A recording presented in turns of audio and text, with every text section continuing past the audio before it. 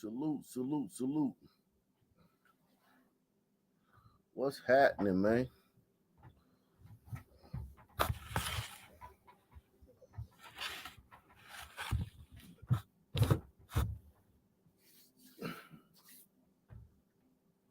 What's happening?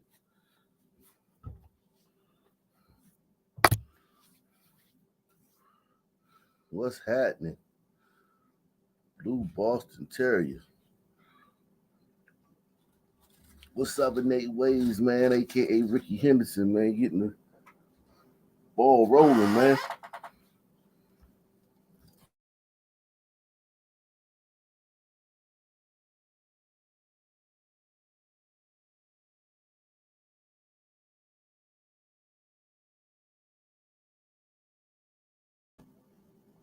Yeah, man.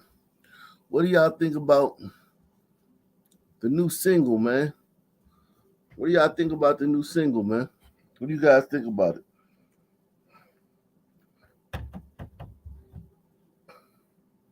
Give me your let me do a poll, man. Pause.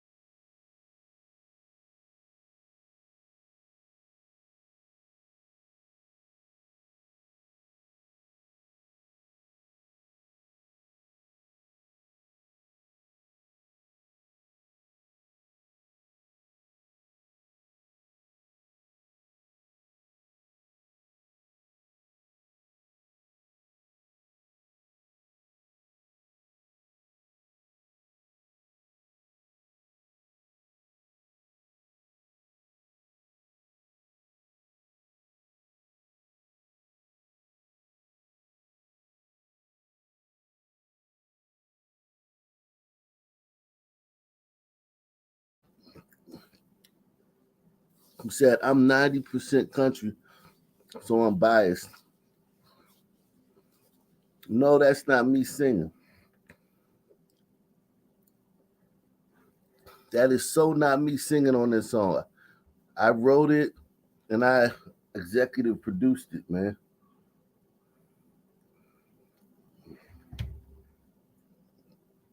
And I arranged it. I arranged it, I wrote it, executive produced it. I wrote every word. I came up with the concept, melody, the harmony, and I worked with some great producers that did the rest.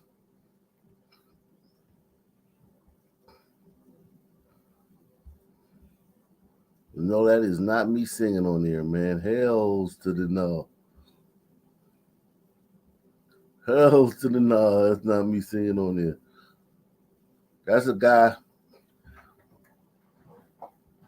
I'll introduce him if he wants me to introduce. He was the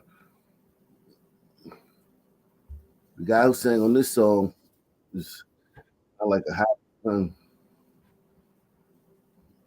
Um,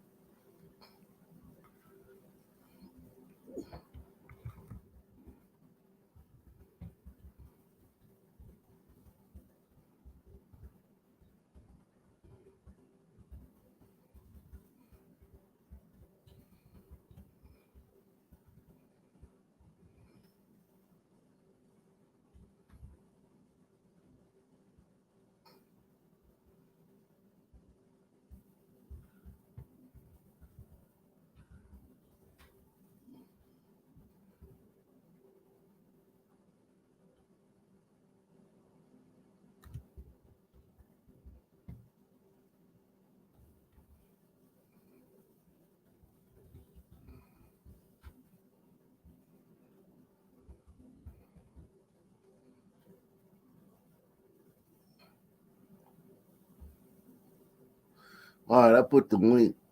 Jesus Christ. I'm having trouble with this damn plug, man. Let me see something.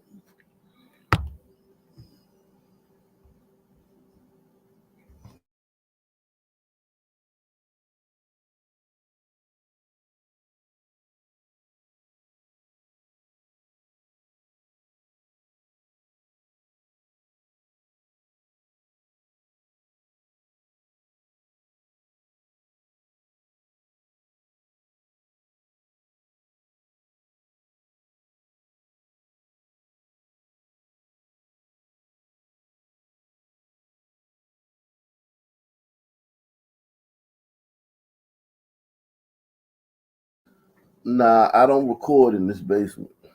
I don't record anything in this basement. This basement is not suitable, man, for that type of sound, man. You can't get that type of sound in this basement. Even though I have worked in, I ain't even lie, I've worked in way more homemade um studios than this though.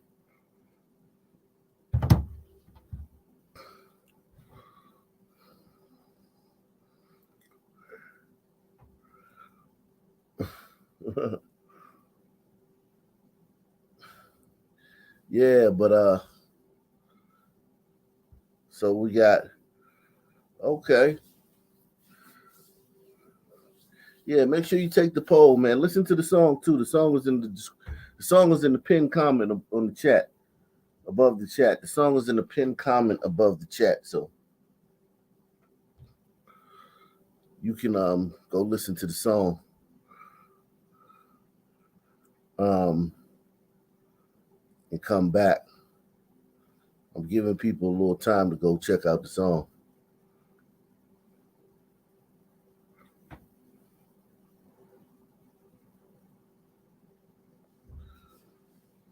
Yeah, let me hold on one second.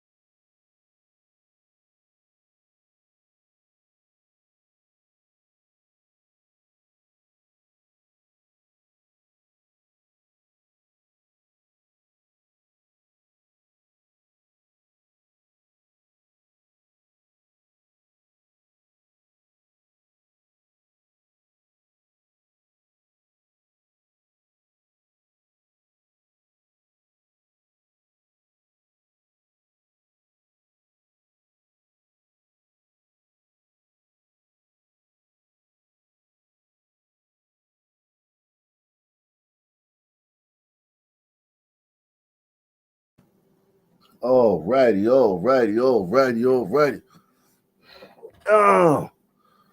Salute, salute.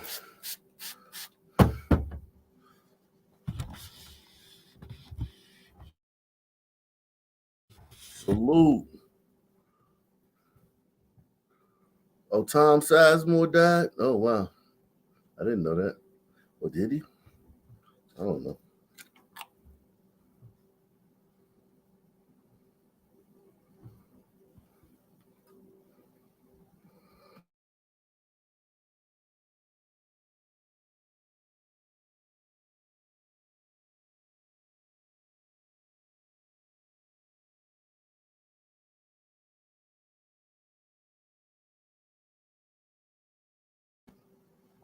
Let's go ahead and get this show on the road, man.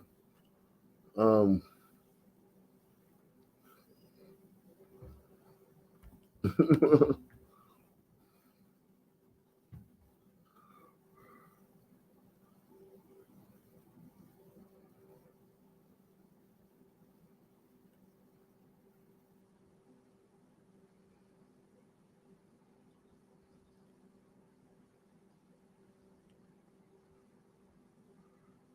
let's get this show on the road, man.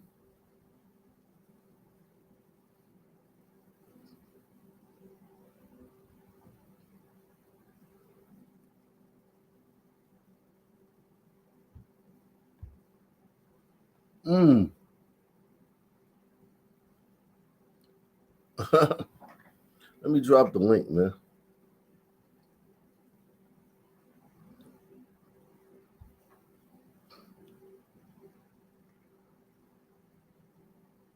Let me drop this link, man.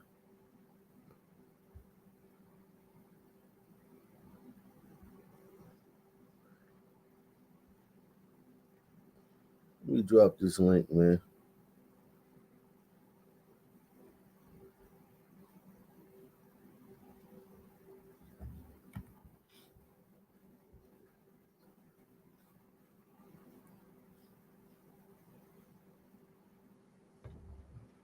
Mm.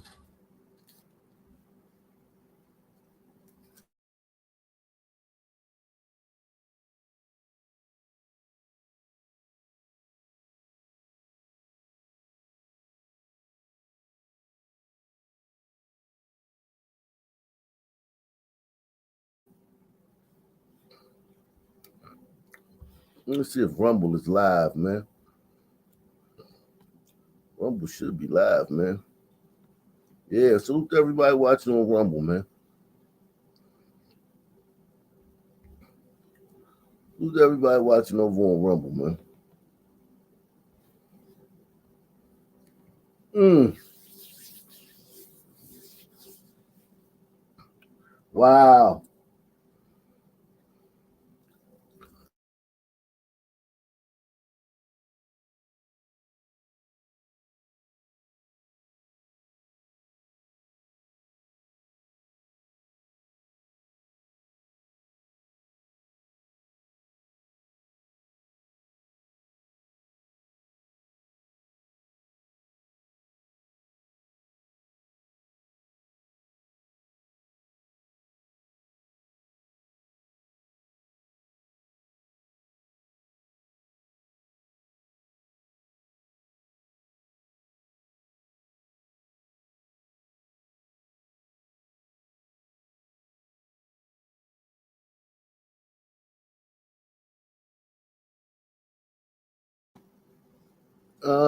Let's get into it, man. uh,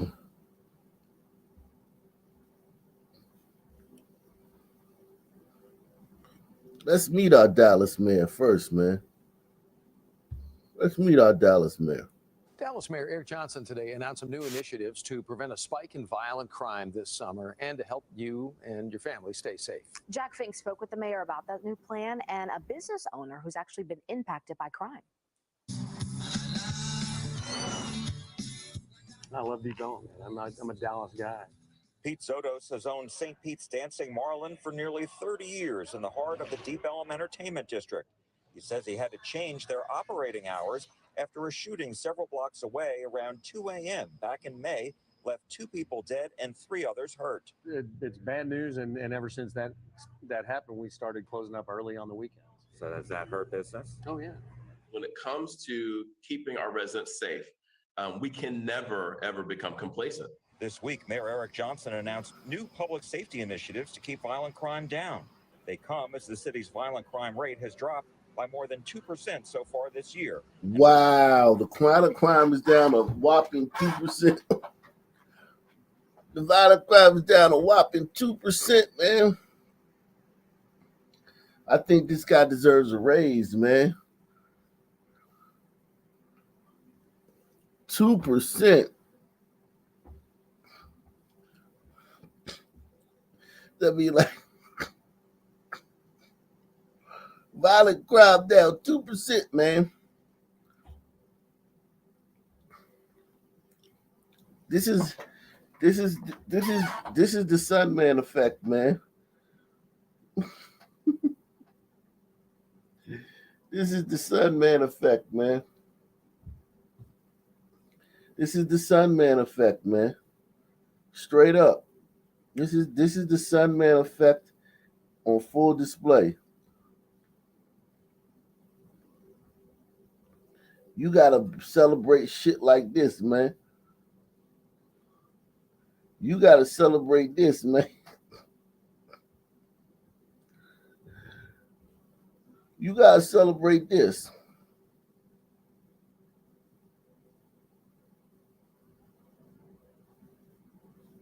Wow. You gotta celebrate this. Unbelievable.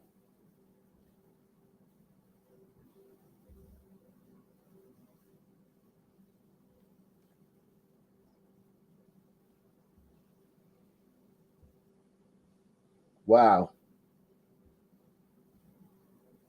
Salute to CA, man. You gotta throw a parade for this guy, man. Wow. Violent crime down 2%. Follows a decrease last year. But so far this year, homicides are up by nearly 17%. And business. Oh. But people dying from bullets in their brains is up by 17%. So violent crime is down by 2%. So that means that they could just,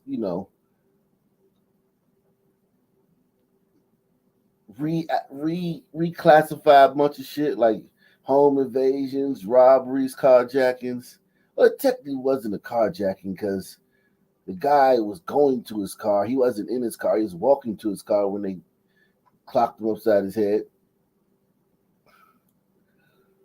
So they reclassified a bunch of shit to get the violent crime down, but there's nothing you can do about a body. A body is a body, man. When there's a dead body and the coroner and the detective show up, man, you can't reclassify that, man.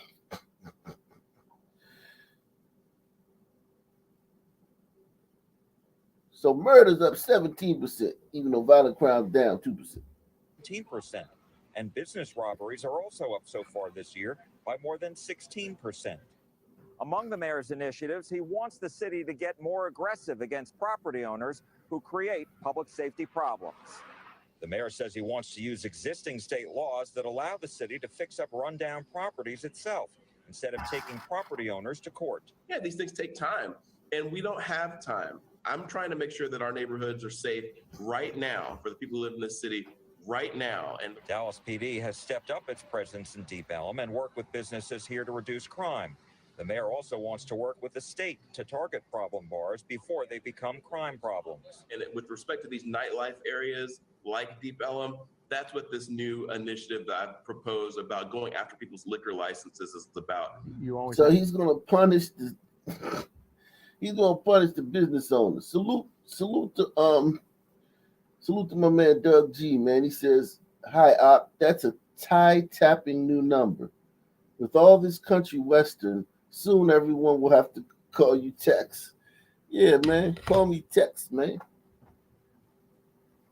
licenses is about. You always have to run your place, by the book. And there's a lot of places down here that don't run it by the book, and they need to be held accountable. And if that's the teeth that he's going to use in this new rule, I think it's a great idea. Soto says he wants to change any perceptions there's a crime problem here. In Dallas, Jack Fink. All righty, man. So that's our Dallas mayor, man. That's our Dallas mayor, man. This new veneer is bringing smiles back to millions. Uh-oh. I gotta fucking switch channels, man. A journalist in Dallas was fired this month after she referred to the city's mayor as bruh in a tweet. At least that is the reason she was given for why she was let go from the local news outlet. Now, this is a woman of color because, she's from Turkey, man. She's a woman of color. She's not white, man. You know that's not a white woman, right, Blanca? Hell no, man. She ain't from, Anglo society. Yeah, man, she's a person of color. She's just like me, man. She faces the same disparities, hardships, glass ceilings. Yeah, man. People see her in society and they see a person of color, man. Mayor as bruh in a tweet. At least that is the reason she was given for why she was let go from the local news outlet. But as it turns out, there might be a different reason because she was involved in a labor effort that probably did not bode well for the corporate offices for this company. So this is the Dallas Morning News. Again, it's in Dallas, it's in the name. And the reporter is Megan Mangrum. And unfortunately, she's looking for a job today because she was let go. So let's get to the beginning of the story and explain what happened. It all started on February 11th when Dallas Mayor Eric Johnson decided to go after local media and criticize them for the way they were covering crime. He argued that they were focusing too much on crime when in reality, crime had gone down in Dallas. So let's go to his tweet. 2%. Yeah, damn right, man. We better start popping bottles, man. Yeah. 2%. You fucking rejoice. You got to stop asking me questions about it, man. Now that 2%, I'm not fielding any more questions on crime. Hey, man, he did his job. Tweet. He writes, our local media have no interest in reporting on this data, which is why you haven't heard about it.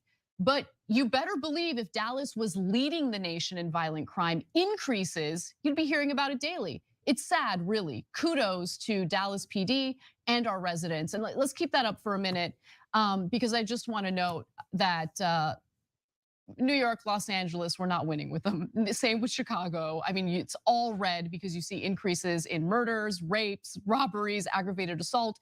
But to the mayor's point, if you look at Dallas, it's in the green. They're doing pretty well when it comes to violent crime. So violent crime has in fact decreased in Dallas based on the numbers that he's sharing in that graphic. Now, let me just say one quick thing about this. Sure. So far, the mayor hasn't done anything wrong. Right. He's bragging about how well his administration is doing, and he's not wrong that oftentimes bad news gets covered way more than good news. Exactly. And he's like, look at our good stats.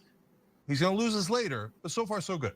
Exactly. And when it comes to local news especially, the whole ideology of if it bleeds, it leads is certainly dominant. Like you can see it, right? Mm-hmm. Now, with that said, Mangrum decides to respond to the tweet. And that is where she uses the word bruh. Okay, so let's go to that. Bruh, national news is always going to chase the trend, cultivate relationships with quality local news partnerships. And when she tweeted that, she also provided examples of the reporting they had done that did draw attention to the decreases in crime, right? Because she wanted to make a point and she also wanted to defend her newsroom and her colleagues. Well, he didn't like that. We'll get to what he said. Yeah, man. You can't inconvenience a black person in 2020. What's this? Well, Yeah. Who was the girl that tweeted this? I haven't seen a picture. She can't be from Fox News. No way in hell the Young Turks should be defending a Fox News person. She's on the thumbnail. She's I forgot what she's from, the Dallas Morning Daily News or some shit, something like that. But local paper down there. Yeah, you can't inconvenience the son, man. So I mean, there's no way you could call a black mayor bruh. You wouldn't do that if he was a white mayor. This, that, and the third. Racism. This woman's gonna be lucky if she ever works again, man. What's up, Wicked? How's it going, man? Yo, what's up, bro? What's the word? Hey, you can't call up, bro. I'm just. Oh, Yeah, damn. man. Dad, I apologize. Yeah, man. I'm black, man. You gotta call me sir, man. And that's where we're going. And I'm not even being facetious, man. We're headed towards that. You gonna have to call black people. You gonna have to treat us like with kid gloves soon, man. Go ahead. I kid you not. I didn't do that on purpose. It just came natural. Oh, I'm man. sorry. I apologize. You're just I a need to natural work on myself. Yeah, you're natural racist, man. Right, man. But honestly, this lady should be ashamed of herself. I'm disgusted, and I apologize for her. Yeah, man. I mean, you calling a black man, bro, of that stature, especially of that stature, like a thug on the street, she might as well have called him a thug. Or she might as well have called him, dare I say, the N-word. Said in just a moment, but she later told Dallas Magazine, which was covering the story, standing up for my colleagues and the work that we do when I know we're doing good and honest work is something I pride myself on and something that I look for in my colleagues and in my workplace as well. Nonetheless, the mayor and his staff apparently didn't take too kindly to the fact that she used the word bruh.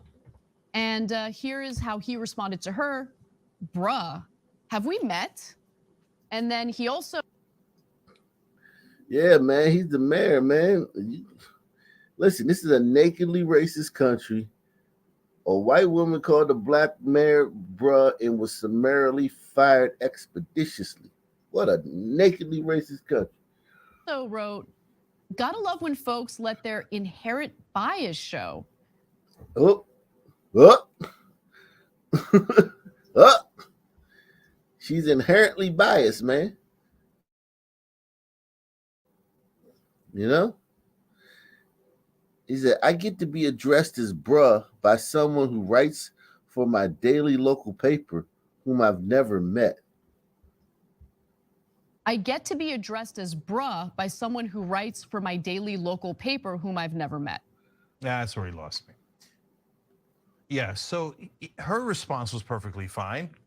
She's pointing out the good work that they're doing, and she's doing it in a fun, irreverent way. His first response is fine. I never met you, okay, so you're not my bruh. No problem with that. Wait, why are we getting identity issues on bruh, though? Like, all of a sudden, this story took a turn. Yeah. And it's, oh my God, you of all people, the fucking biggest race baiter in the fucking game. Right. You know, I don't watch them, but what I have seen of them, they've been doing this a lot. They're going through an identity crisis. They're acting like they didn't facilitate this fucking current state of affairs. Yeah, all of them are CNN, everybody's, because they're starting to see the writing on the wall that America sucks now. America sucks. It's shit on a stick. I saw Anna Kasparian talking about crime and how people aren't being held accountable. Really? Yeah. You don't say. America is literally shit on a stick right now. It fucking sucks, and it's all their fault.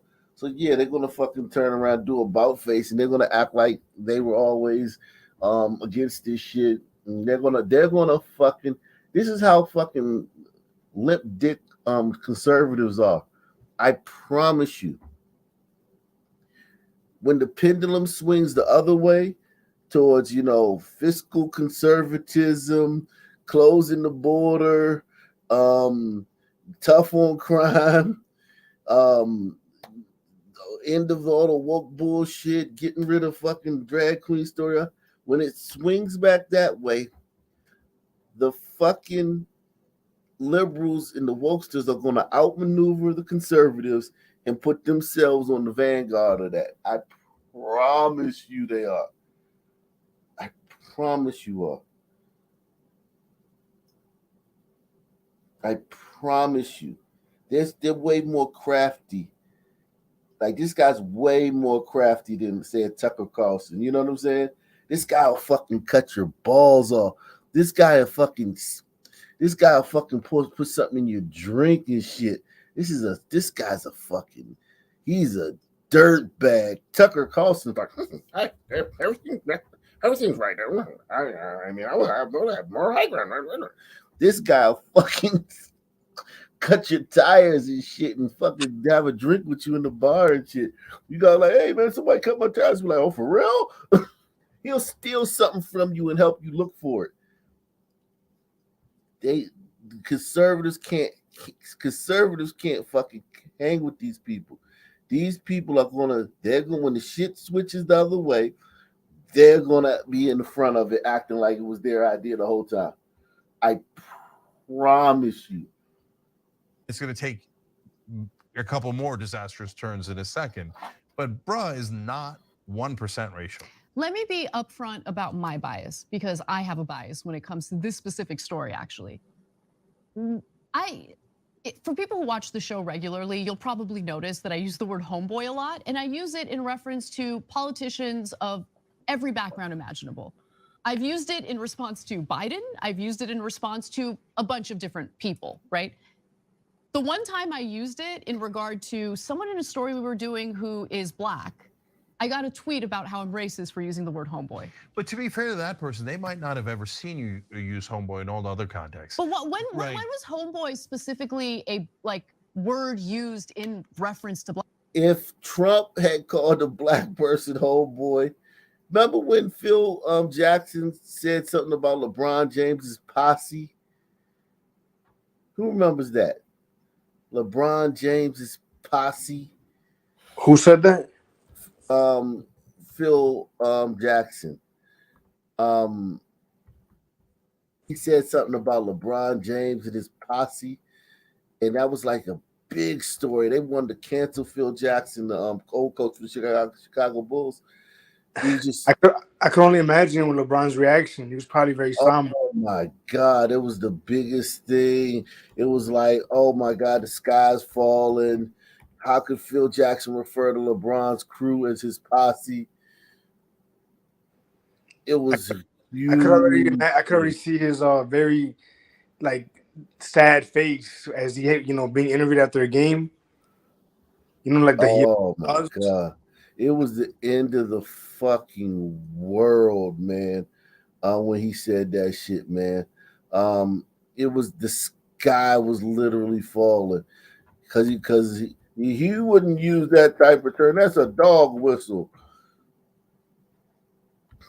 These people, they are fucking insane, man. How they flip the script, man. God, they flipped the script. And let what's this guy they hate now? Santos or whatever the fuck his name, George Santos, whatever the fuck. The one they hate. That was his name, George Santos or something. Yeah, let him call the Black person a fucking homeboy. They'll fuck him on TV. Right, man. Remember the one lady told LeBron to shut up and dribble? And dribble. Right. The crazy part is that she wasn't wrong. Right, exactly. She was hella right. Salute to Jimmy Iovine, man. He says, oh no, I pray Wicked didn't come on grumpy tonight after finishing the dishes at the Waffle House. I just can't stomach another racist tirade. Yeah, man. Yo, let me say this about that. First of all, it was a good day at the Waffle House. Some people behaved. Number two, do you think I said something wrong or racist yesterday? You argued with a Black guy. Oh shit! I didn't. Black guy. Stun is Black, right? You made a competitive argument. Stun is Black, man. So you disagree with a Black guy, man, and then vehemently disagree with a Black guy, man. You're fucking racist. Jokes aside, do you think I said something racist? You disagree with a black guy. The probably the most racist thing I said was that the fact that some people are destroying this country. Maybe that could be what I said that was racist. I said some homophobic shit. I'll give him that. I don't know if I said anything racist. Well, listen, I'll tell you this, man. I didn't see anything racist, but I do know that he's a black guy, and you got raised your voice, you cursed, you were talking shit, you were giving it as good. You gotta when you argue with a black person, you gotta let them go ahead. You gotta let them have it. You gotta be like, man, go ahead, you got it. I'm working on myself, Chief. Yeah, man. You gotta say you got it, man. You got it. Black people never. Well, I don't know that that's less true than bruh, okay? But overall, I've seen you call Chuck Grassley homeboy. That's right. And Chuck Grassley ain't nobody's homeboy. Okay, so you use that all the time. Yeah. And so people are too ready to pounce, right? Okay, I saw the worst. Yeah, I saw. Do you hear this shit? This is insane. One thing once that could go either way, or that 90% of the time goes the right way, not even the wrong way. No, good enough. Time to attack, right? And so in this case, bros, look, my son and I say bro to each other all the time. I'm pretty sure we're not racist against one another, okay? And so like anytime my wife says anything cutting about me, like, you know, you could have gotten the food earlier or something, Pro will be in the background going, bruh. Okay, so let it go. So after that happened, Mangrum, the reporter, got an email from an editor, and the editor looped in an HR representative and asked to meet. The HR representative asked to meet with the reporter Mangrum, with the executive editor Catrice Hardy. Okay. You're in trouble. Yeah. So not Catrice. Yeah, she should have just cleaned out her locker. Like you see, she heard that. Catrice Hardy, you're Dunsky, and you're a white woman. You coming in there? Editor looped in an HR representative and asked to meet. The HR representative asked to meet with the reporter Mangrum, with the executive editor Catrice Hardy. Okay. You're in trouble. Yeah. Uh-oh. So here's what happened during the meeting. According to Mangrum, Hardy, who is black, asked her if she would have used the word bruh if the mayor were white. Mangrum, who is white, said yes. Her Twitter feed is littered with the word bruh directed at all sorts of accounts, including those belonging to hockey fans and the Oklahoma Department of Wildlife. And she later said this, quote, I would never tell a person of color, oh, it wasn't racist, you shouldn't feel that way. Okay, I will. That wasn't racist, he shouldn't have felt that way. Sorry. That whole thing about like, oh, you're not a person of color. Damn. Young Turks, I'm telling you, man, y'all are fucked, man. Y'all are fucked. Yeah, man, they must know her or something because they're capping for her pretty hard right now. They're about to flip this shit. They're about to be the face of anti-wokeness in a minute. That's why they're getting rid of Don. They're getting rid of. They're about to get rid of Joy Reid. They got rid of that one lady from MSNBC. What's her name? The black lady, Cross. I forgot her name. Something Cross.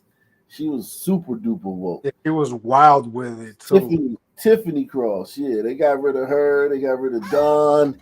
Then soon they gonna get rid of the View bitches, and it's gonna be straight. We were against this the whole time, and here's the solution to all this woke shit. Do you really think so, Ike? All conservatives are fucking pussies, man. No, but I mean, do you think they're gonna? It's like a rebound. You ever play basketball, Wicked? Yeah. It's like a rebound. The guy shoots the ball goes up, and there's a bunch of guys standing under the rim, and you have to go get that fucking ball, right? Even though it was your guy on your team that shot it, right? You don't just get it because your teammate shot it. You have to actually go get it, and the ball has been shot. It hit the rim and it's clanked off the backboard and it's up there. And who do you think is going to fucking fight harder and do the nasty, wicked elbowing and Right. pushing that Who is got going the to dog take in? to go get that fucking ball? A Who got the fucking, dog in them? yeah, some fucking conservatives or these fucking psychotic liberals and shit. Man, I they go think hard in the paint. The I'm liberals gonna go hard in the paint. yeah, one if you got your money on one if you got your money on conservatives, two if you got your money on liberals, man. Hey, but do you really think that the liberals are gonna do an about face? Oh, fuck yeah. Dude, groceries are through the roof, man. Listen, man, when you go your wife does the grocery shopping, right? Yeah, basically. But don't you see the bill? Oh yeah, You everything's don't get expensive as fuck. what you used to get for like $200 now it's $300. Right. It's Yeah, bad for news. real. I can't go to the store without spending at least 200. Yeah, man. The liberals are gonna look. They're going to fucking elbow you in your ribs, push you right when the ball get there, snatch that ball and run with it. And conservatives are gonna go, "Hey man, he pushed me. Hey, I've been playing by the rules all game, and he just sparked the roll." And it's gonna be like all that talking. They're gonna be running down the court with the fucking ball, dunking on you and shit. I So promise they're gonna be you, showboating. dude. You got fucking John Fetterman as a senator. He can't even fucking talk. But they said, "Fuck it, we want power that bad. We'll put somebody in there that can't fucking talk." They're Go just and flexing with that one now. Joe Biden, fucking dementia Joe. They put him in his press. They said we don't give a fuck. He's the only one that got the name recognition to win it. We'll put him up there and we'll fucking roll him around like Weekend at Bernie's and just to have power. Right. They said the conservatives are bitches. They don't got shit for us. Yeah. So you don't get to have a say in this conversation. I'm not buying it. Bruh is not a racist word, period. But let me continue with what she said. But I know my intent, and it was not at all about race. I use that word with my friends, and when I tweet about hockey, it's just part of my vernacular. I grew up in Central Florida, and I'm a millennial. There's an extra layer to this story, though, and I think the extra layer indicates why she was really fired. We'll get to that in a moment, but Cenk, thoughts? Yeah, so I think there's two real reasons she was fired. The one that Anna's about to tell you, which is probably the majority reason, but another reason I think that it went in this direction is because you're not allowed to challenge the powerful, and so she misunderstood. You're not allowed to challenge black people. Her job. So generally speaking, journalism in this country has been perverted so that it's just the marketing arm of corporate rule. So if anyone is powerful and they complain about your coverage, you're going to be in a world of trouble. And if anyone is black and they complain about your coverage, you're going to be in a world of trouble. If you work in a mainstream media organization, you know I'm telling the truth. That you have to tread very, very lightly when it's someone who's powerful. And you have to tread very, very lightly when it's someone who's black. Can give you blowback. I love that you brought that up because let's remember what the power dynamics are in this story. We're talking about the mayor of the town, of the city of Dallas, the mayor. The black mayor. Very powerful position versus a local news reporter. Versus a white woman who has now done something wrong. So now she's just a Karen. She's not even a human anymore. She's a Karen now. So she can be, once you're getting labeled as a Karen in the situation, we literally have the right to do anything to you. So I think that's a relevant part of the story because as he's pretending to be aggrieved by the word bruh, do you not understand what the power dynamic is here? Yeah, well, I think that he does, and he's taking advantage of that power dynamic. Yes, he's weaponizing racism to go. Wow, Damn, man. Do you see what I'm saying, Wicked? What was that? I said, now do you see what I'm saying? They're gonna take the fucking initiative, when the pendulum swings the other way, they're going to take it. Listen to what this woman just said. This is what this Young Turks. This is the Young Turks talking. Yeah, well, I think that he does, and he's taking advantage of that power Yes, dynamic. he's weaponizing racism to go after this local news reporter who provided evidence of her paper covering the story the way that he wants reporters to cover the story. Yeah, what she said was not even against them. No. Okay, so I guess if you're thin-skinned, you could perceive it that way, but the reporters are supposed to challenge the powerful. I know that we've lost sight of that, and they almost never do it anymore, but to get fired because you tweaked someone in power by calling him bruh. And guys, here, I won't speak for Anna, but we largely agree on most things. I'd be surprised if Mayor Johnson's policies weren't aligned with ours. We probably agree with him on policy, right? But I don't know, it's sight unseen, but he's a Democratic mayor of a major city, more likely to be in our direction, right? But that doesn't mean that you need to pull this card and get her fired because she said bruh. Totally. Yeah. Okay. You know what makes me think, Ike, is you know how these liberals like to claim that this is a nakedly racist country? Kind of feels that way, but the other way. Yep.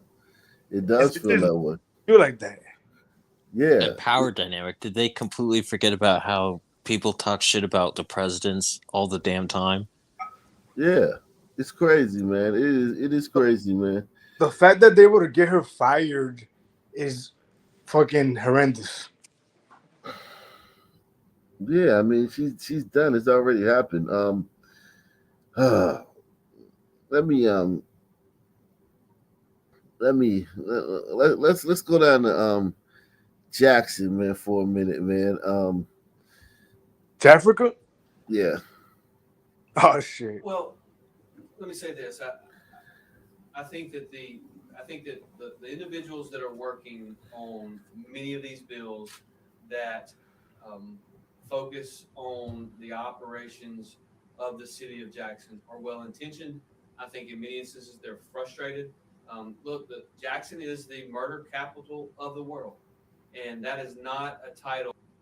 Whoa. The murder capital of the world. You shouldn't have said that. Now they have a reputation to keep. Remember, I told you they have 100,000, 150,000. They had 150 murders. They literally have like 100 murders per 100,000. Wow. That is impressive. Yeah, very impressive, man. Very impressive, man. Very impressive. Yikes. Wow. He said the quiet part out loud, man.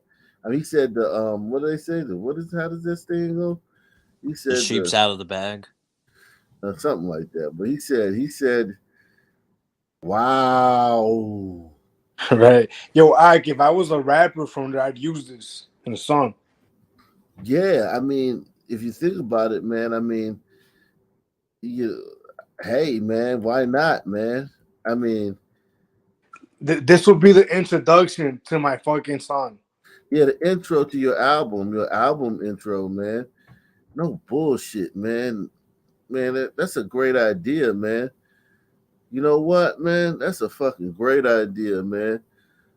That's a hell of an idea. I gotta call my boy. He's a rapper, man. Hey, man. Well, let me say this. I think that the individuals that are working on many of these bills that focus on the operations of the city of Jackson are well intentioned. I think in many instances they're frustrated. Look, Jackson is the murder capital of the world, and that is not a title that we should be proud of. And the thought of doing nothing should not be an option. And the state has done a large number of things, and so let's talk about what we've done before to get here and where we are. We obviously are investing millions annually in Capitol Police. I think it's probably true that we have more Capitol police officers in the city of Jackson than Jackson Police Department does. I think that's a question y'all Wow. to ask JPD is how many officers they have. But I think we probably have more Capitol Police officers than JPD when JPD needs probably 400 plus and has something a lot less than that. In addition to that, we funded last year, the state funded additional prosecutors for the district attorney's office to help prosecute crime. And we also made some additional funding as well.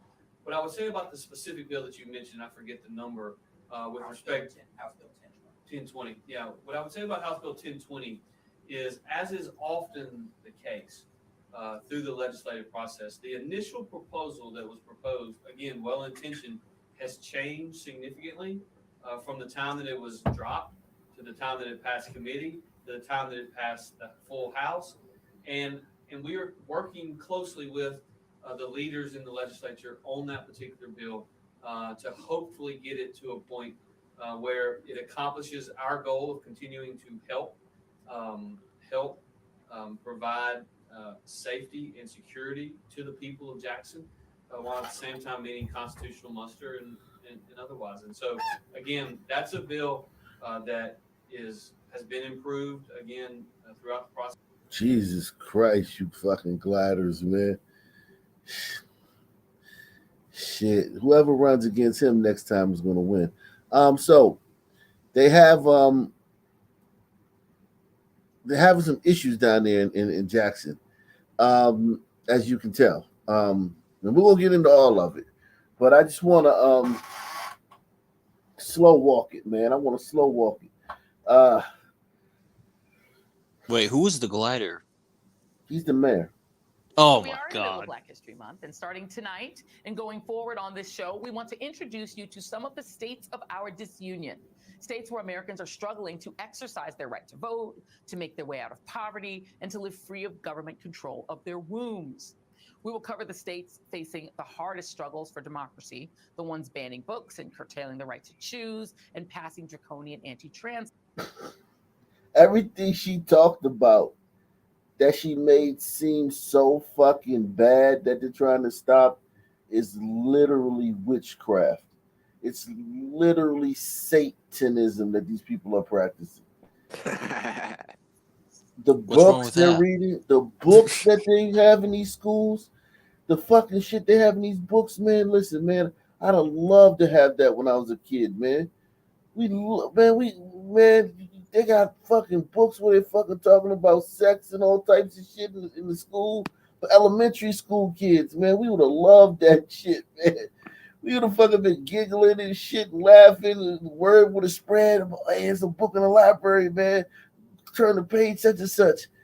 Man, now they got fucking tons of those books. Not the books that you're thinking though. Why? The sex No, books I they know. got ain't the ones Yeah, you're I thinking know. about. No, I know what you're saying. But what I'm saying is, like, we would have just, like, if there was a curse word on, like, page 164, everybody in the class would have turned to 164 and been, like, giggling and shit. He said shit or some shit like that. You know what I'm saying? Now they got fucking tutorials on giving head and, like, fucking ream jobs and shit in the fucking goddamn fucking books in elementary school and shit. Yeah, Of in course they're trying to ban books, you fucking whore. So we in are in the middle my of Black freshman History Month, year, and starting to we were reading Mice of Men, and they used the word cracker, and we literally had to have a class discussion about that. Imagine if it was the N word, dude. How old are you, man? I'm 22. Oh my god. What was the discussion? going forward on this. Oh, is it racist? Do the white people feel offended? Yada What yada grade was yada. this in? What was the grade?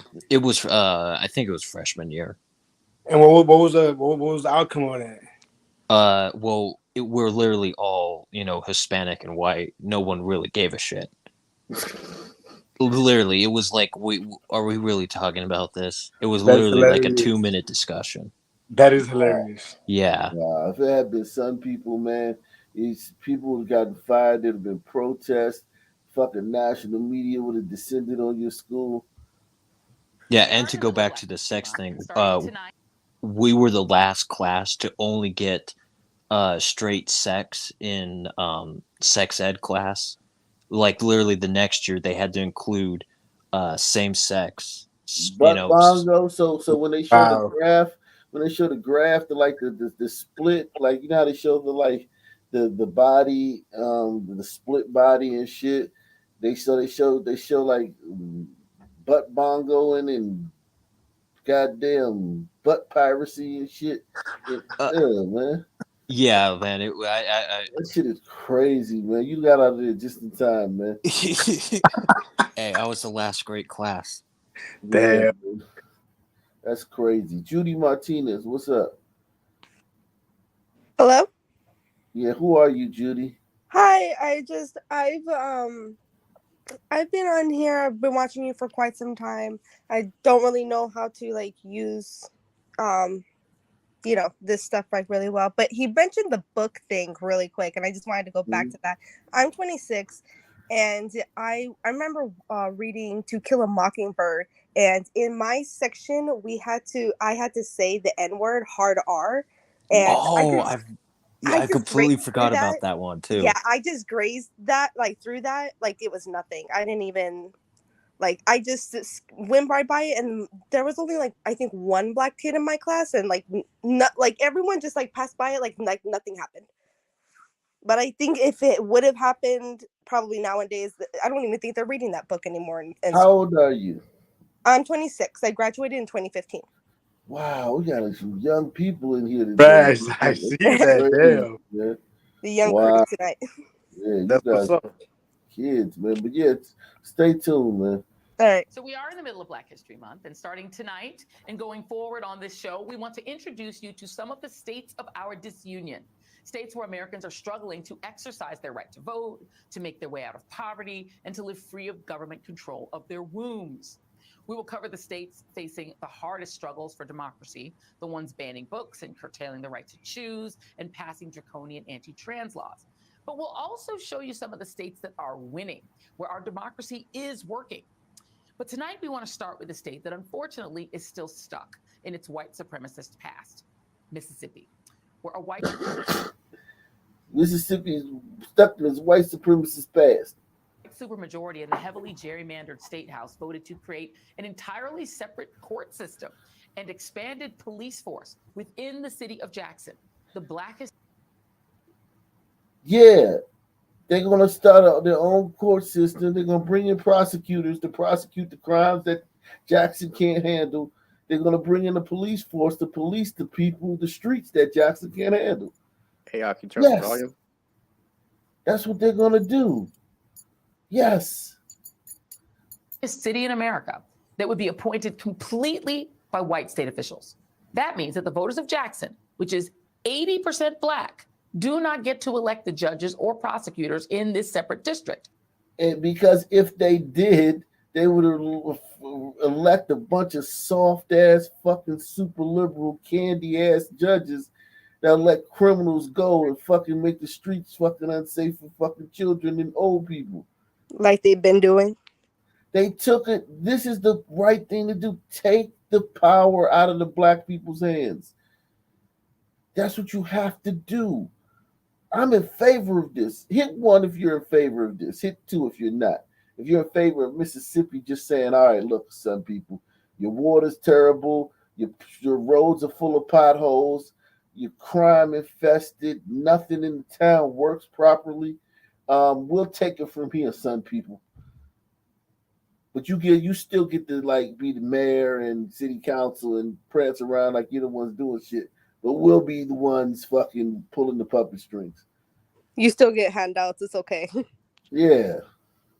Unlike what happens in every other part of the state, white officials currently hold all the statewide positions that would do the appointing, and no black official has ever held any of these positions. In fact, the last time a black Mississippian held statewide office was during Reconstruction. And the state, despite being 1/3 African American, is gerrymandered to have exactly 1 black congressman, representative and January 6th committee chairman Benny Thompson. Meanwhile, the Republican who introduced this draconian bill says it's because of the high crime rates and backlog of court cases in the county. Yes, Joy. It's terrible there. You're from Denver, and you were in Denver in the 70s before it got sunny. You grew up in the 70s in Denver. You don't have to live in a sun city. You grew up around white people, Joy. Let me tell you something. Growing up around sun people is fucking hell, and it's dangerous. County that contains Jackson, which, did I mention, is the state capital. Jackson's mayor has called the plan colonialist and racist and said it reminds him of apartheid. And joining me now is the mayor of Jackson, Chokwe Antar Lumumba. And Mayor Lumumba. Bruh. It literally is Jafrica. Lumumba, man. You got Lumumba as the mayor, man. Come on, man. What the fuck? It reminds him of apartheid. And joining me now is the mayor of Jackson, Chokwe Antar Lumumba. And Mayor Lumumba, please explain how it can be She possible hasn't even that the said it capital right. of Mississippi, Jackson, Mississippi, is, I think, to your point, going to be governed under apartheid style. Well, I think that to speak to it honestly, I'm reflecting on the words of Coach Dennis Green, who once said that they are who we thought they were. As we've been calling out these clearly racist policies, that has been done much to the chagrin of state leadership, saying that we're giving Mississippi a black eye. And to be clear, it is not our words that give Mississippi a black eye. Oh, wow. Somebody said they're giving Mississippi a black eye. I wouldn't have said that. See, you got white folk, don't flex. Just pass the fucking bill and take the power from these sub people, but don't be talking about black eyes and homeboys and bruh and all that shit. Because then they gonna have a chance to, like, you know what I'm saying, make it about race and shit. Just take the power. Salute the Genetic Freak, man. Salute the Genetic Freak in the building, Ock Nation Hall of Famer, man. He says, salute Ock. As a son, man, I got a lot of love for Wiki and what he brings to the show. But last night's show revealed that he can't take it like he gives it. It sounds like he's got a cactus on his forehead. Every group is fair game in Ock Nation. Yo, I love it. Keep on coming, man. Keep on coming. But let me, Genetic Freak, right? This song word was talking about my shorties. I don't give a fuck. That's it. Wait, what? And you know just as good as I do. For a fact, you know this. I don't have a problem with what he was saying about the Umbritos. I got to put the disclaimer. I forgot. Umbritos do it too. Yeah, man, y'all sure do it too. Y'all just don't do it as much as we do it, but y'all do it. Yeah, y'all definitely do it, man. But yeah, the numbers are. It's just shocking how much less y'all do it, because it seems like from this black and brown coalition thing, it seems like it would be on par. You know what I'm saying? Like y'all would be doing, like if we had 1,000, y'all would have like 800. But really, Right. it's like y'all got like 300 if we got 1,000. But Like right, crazy. but I think we could bring that. We could bring it if we wanted to. But I mean, we're not really for that. We're not really for that. But that black and brown coalition is trash. The real coalition is that black and alphabet coalition. Now that will get it done. Yeah, man. Yeah, man. Yeah, man. Keep banging. Keep banging on Wicked, man. Wicked ain't lying. Wicked fair game, man. Wicked Look, fair I appreciate that, man. Let me know where I'm wrong. Where's let me Rob explain at, myself. man? Somebody fucking put the bat signal out for Rob, man. Nah, man. I don't want Rob those up problems, Chief. here. Rob up in here, straighten Wicked out, man. It is the actions that they're taking, actions that will not allow or disenfranchise voters in Jackson, Mississippi. This particular law is fraught with constitutional violations, equal protection. It is seeking to create a district which is the most densely white populated area in the city of Jackson. In addition to a police force or a militarized force that does not have direct accountability to the residents. Within the district that already exists, there have been numerous claims of issues of police misconduct, that are not being challenged, that are not being followed up on. Of course, there's police misconduct. You got fucking black thugs running around like fucking apes in Haiti. Of course, there's going to be a police misconduct.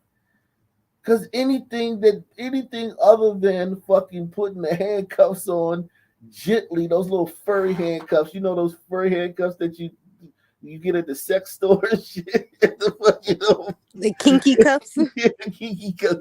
If the cops are using those to fucking arrest thugs, it's fucking police misconduct. So of course there's police misconduct, man. And so there's a multitude of concerns here. It sounds like 1980 era Pretoria. I mean, in 1890, Mississippi enacted a racist constitution that to strip African Americans of any rights and the right to vote because of the really, historic and heavy voting by former enslaved people to elect statewide officials. Yeah, because black people can't vote. Like sick of hearing that, man. Damn, and that shit goes unchecked. Like you could be in a room of 100 people and say, black people don't have the right to vote, and no one will say, hey, wait a second. I voted back in 2020, and it was a gang of niggas in line, smoking and shit, and talking loud on their cell phones. And when we got in the fucking precinct, all the ladies that was fucking doing the voting rolls, every single one of them was black. Yeah, people like Kermit want Jim Crow to come back, so they actually have some weight to their words. They say it so much. Yeah, and Jim Crow was a good thing, man. It kept some people in line, man. You have all this shit. We need firm and consistent. The cartoons man. were funnier. Yeah, exactly. Yeah, man. It was more wholesome, man. You fucking Leave It to Beaver and shit, and Donna Reed and shit. Fucking Wagon Train. You ain't have all this bullshit, all this fucking P-Valley and shit, and all this fucking bullshit. Bonanza. Lieutenant Governor to really, make an incredible strides. How could it be that more than 100 years after the Civil War, Mississippi still is governed this way when it has the highest black population in the entire country, percentage-wise? Well, I thank you for recounting that history, Joy, because along with that history was a narrative that said that it was in it was in black people's interest not to be burdened with that heavy weight of having to select electoral leadership. Much in the same way as they have created this district that they set to appoint, the representative who created this legislation or introduced this legislation suggested that the reason that he thought that these judges should be appointed rather than elected is because we wanted, quote, the best of the best, which is to suggest that Jackson residents are not intelligent enough or aware of their needs enough in order to elect those. Yeah, they're not, i.e. you being the fucking mayor. Those individuals for themselves. And so this has been a battle that we've been in for some time. It is because they are allowed to bring Trojan horses such as the Capitol Complex district, which was initially introduced in 2017 as a suggested aid to infrastructure. At that time, myself, along with a coalition of people that called ourselves the Coalition of Economic Justice, opposed it because we saw what it was. But you did have some legislators that looked like us who were in support. But I do want to be clear that what they were presented with was not what we see today. They were presented with an opportunity to assist a community that is in much need of infrastructure support. And so we're forced to compete against our interests. There's still a water crisis in Jackson. Federal funds have been pledged. It appears now that the Mississippi white legislators are trying to take over those funds and take them out of your hands and other elected local Jackson officials' hands. This, as Brett Favre is threatening to sue the people who pointed out that he was in possession of funds to build his daughter a No, he's suing the people that said he stole the funds. That he stole $5 million from poor people from a welfare fund for poor people. And that's not what happened. To build his daughter a fucking volleyball stadium. And when his daughter didn't even go to the school anymore and the money wasn't used for a volleyball stadium. That whole story about Brett Favre is a lie. And they all know it's a fucking lie. And they fucking keep peddling it around. And he was forced to take legal action, just like Michael Irvin with that fucking wench at the hotel who tried to lie on him. He had to sue the Marriott for $100 million. That's the only way you can shut people up when they do that shit is to sue their asses. Volleyball complex that belonged to the impoverished people in the state of Mississippi. He was essentially in a mode of taking from the poor, and now he's suing for his reputation back. It feels like everything is upside down in Jackson and in Mississippi. It feels that way because that's the truth. And at a time where the state is littered with questions of integrity, where there's incompetence there, they charge communities like Jackson, who have been devoid of resources, of being the ones that are incompetent. There has been a willful indifference or a intentional neglect around the issues that Jackson needs. Yeah. And this is part and parcel of the larger effort. And my guess is I'll bet you Tate Reeves and them are busy trying to pass laws, trying to outlaw history, because you wouldn't want people to learn how we got here. Jackson, Mississippi mayor. Well, hold on. It is the internet, man. You can learn. First of all Black people doing now is talking about they were already here, or they're the fucking Indians, or they're the fucking Jews, or they're the fucking goddamn first. Yeah. That So, always annoyed me when they bring up their original Indians. Like, I'm indigenous. Like, where the hell did I come from then? they're saying they were already here with you. They were already here with you guys. You guys were here, but Black people were here. So we didn't come on slave ships. We were already here. It's bullshit. It's just stupid shit that Black people say. So teaching history wouldn't do any fucking good to Black people, because we hate Africa. We think we smart enough to know that Africa sucks. Africa's also shit on a stick. So we're trying to find any way to fucking get out of that fucking African box that we in. We the Jews, we the Indians. We try to be anything but that.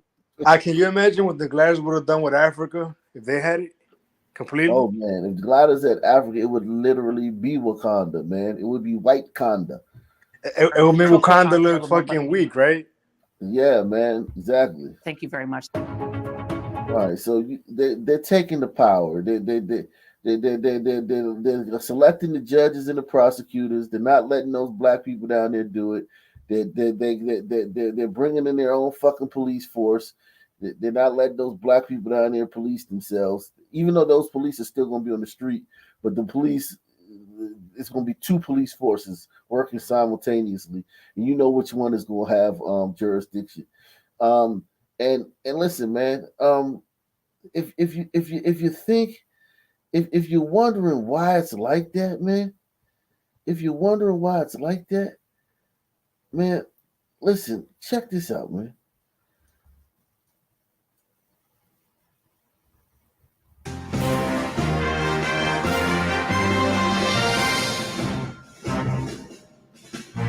I'm Soledad O'Brien. Welcome to Matter of Fact. You've seen the headlines, a national increase in violent crime.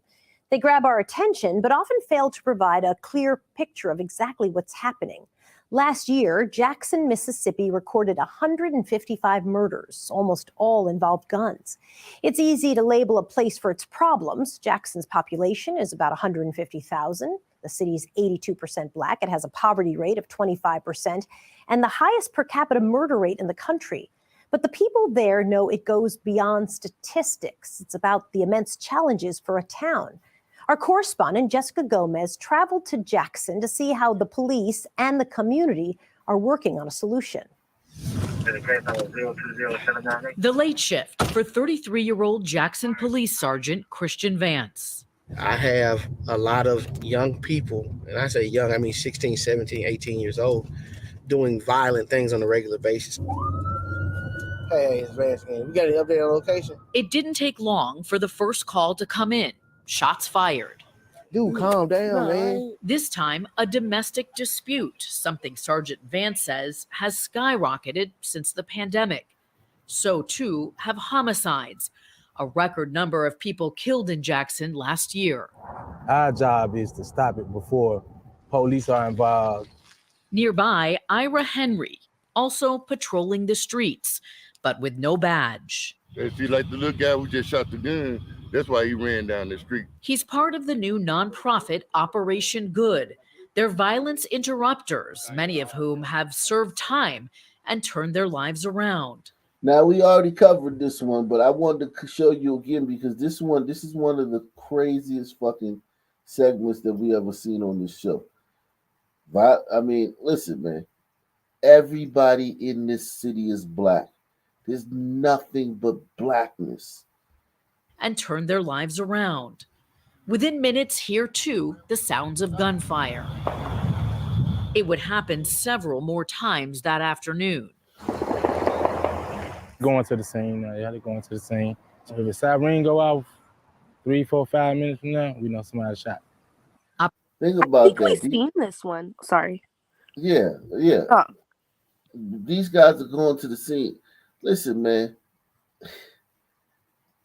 All this, I guess, to try to talk to, if they diffuse beefs and shit. That's what they do in DC. They try to like mediate beefs, and a lot of them end up dead in Baltimore, DC, and shit like that. Not a lot of them, but because it's dozens of them, but they lose 1 or 2 every year.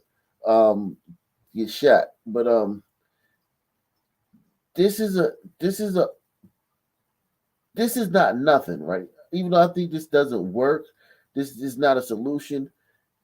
You have 2 police forces, and it just doesn't fucking make a dent in this shit because it's 83% black. Operation Good crews trained and paid to be on the streets, building relationships and de-escalating before things turn deadly. How we communicate with the citizens is the way it should be. Because if you got a relationship with the community, it'll stop a lot of misunderstandings. How y'all doing? Operation Good, a welcome sight for those like retired campus security officer Vera Harris. Retired campus community officer, Lil Yachty. That was funny how they tried to call him Lil Yachty first. Like retired campus security officer Vera Harris. I used to go for a walk every day, sometimes twice a day. I used to walk around this block, go a mile, and come back around. Right now, I'm afraid to do that. I can't do that anymore. Her yard riddled with bullets and casings. And the sound of the gun and the make of the gun, you can tell. We just heard something. You didn't flinch. It was a gun, because I'm used to it. But to be fair, she lives in the sticks. Well, no, that's the city. That's the city proper. That's a city? Damn. Yes, because it's a sun city. They haven't developed a lot. Like, you gotta understand, they haven't developed. This would look completely different if it wasn't a sun city. 83% sun. If this city was only 40% sun, this neighborhood would have already been like a sidewalks, zoned out differently. You know what I'm saying? Just different. They don't do any improvements in this city. They're just basically treading water. They look like the sticks. So where it would make sense to hear gunfire. This is the city proper. This is in the city. Salute to Gary Thomas, man. He says, "Hey, I love your work. What do you think Africa would be like if tigers had it?" Well, I guess we'll find out soon enough with China colonizing. Yeah. I mean, you're gonna see what Africa's gonna be. Africa's gonna be disciplined, man. They gonna bring discipline to Africa, man. Them some people gonna have to act right, man. They gonna discipline them some people, man. I'll pay to see that. I'll pay money to see that. Oh yeah. They gonna. That's not gonna happen, eh? No, I'm not talking about like completely, but I'm talking as much as you can. They're going to bring discipline to those some people because they're going to build shit, and those Chinese, those tigers are going to want to build shit, and they're going to want to extract resources from that place. And in order to extract those resources, they're going to need those some people not to screw it up. So there's going to be a level around the shit that they're doing, around the mines where they're doing shit, around the fucking oil shit that they're doing, around whatever they're digging up or mining, whatever they're building. That area is going to be fucking nice, and it's going to be peaceful, and it's going to be tough on crime. Now, the rest of the place is probably not, but they're going to bring a level of discipline, a level of order. That's the word I meant to say, order.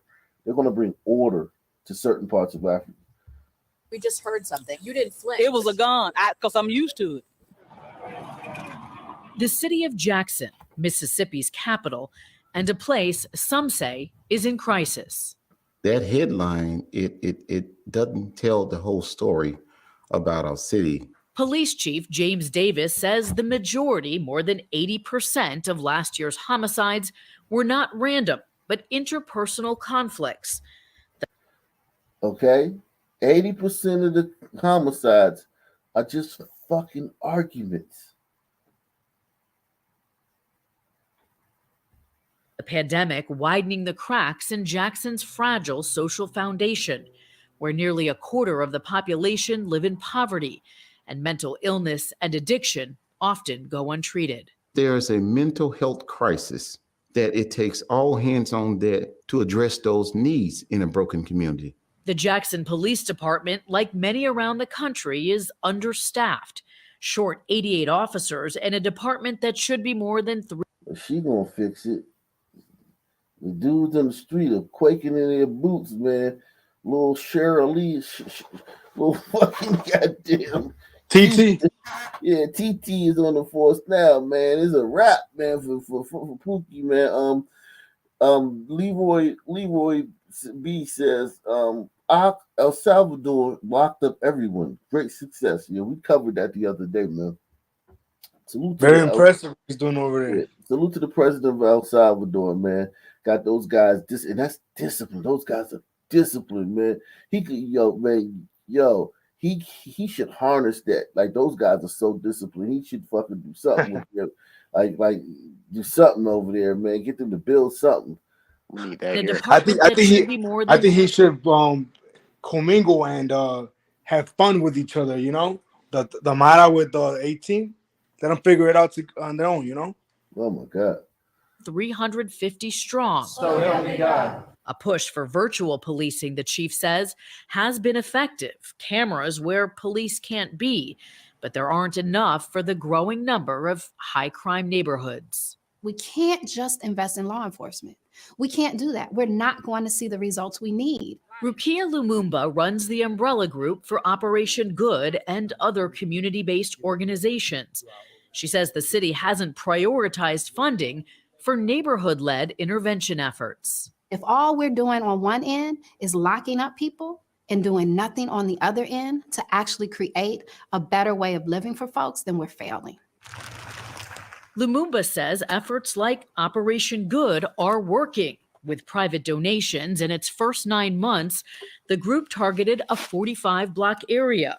The result, which Jackson police confirm, more than 200 days with no homicides. You know, it motivates me to go another day, another year. Motivation, Ira Henry says, to make a difference, especially for the next generation. They feel comfortable. They know their business not going to be all over the street. They're not going to be talked about, not called a snitch because we're not police. Put your hand behind your back, dog. Good. Meantime, as afternoon turns into evening, Sergeant Vance says he can use all the help he can get. We have a group of kids growing up thinking that that's normal. We need to let them know that it's not a normal way to be. It's not a normal way to live. It's unacceptable. Check this out. Man, you saw how I did it? There's nothing more important than these kids. If we focus on them and keep on focusing and keep pressing and don't get discouraged and dry their tears and pick them up and encourage them, I guarantee we'll look up in a few years and we'll be in better shape. Give me some. You ain't got to be scared of me. In Jackson, Mississippi, for matter of fact, I'm Jessica Gomez. Well, let me say. Yeah, man. The prognosis is not good there, man. It's not looking good, man.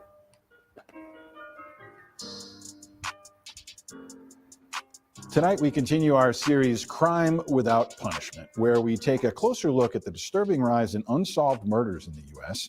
Our investigation uncovered a troubling racial disparity. Murder cases are far less likely to be solved if the victim is Hispanic or Black. Jack. And that's because of racism. That's not because of no snitch policy. That's not because of the fucking culture, the apathy. It's because of fucking you gliders. It's your gliders' fault that these Clearly. Well, remember, gliders have all the power.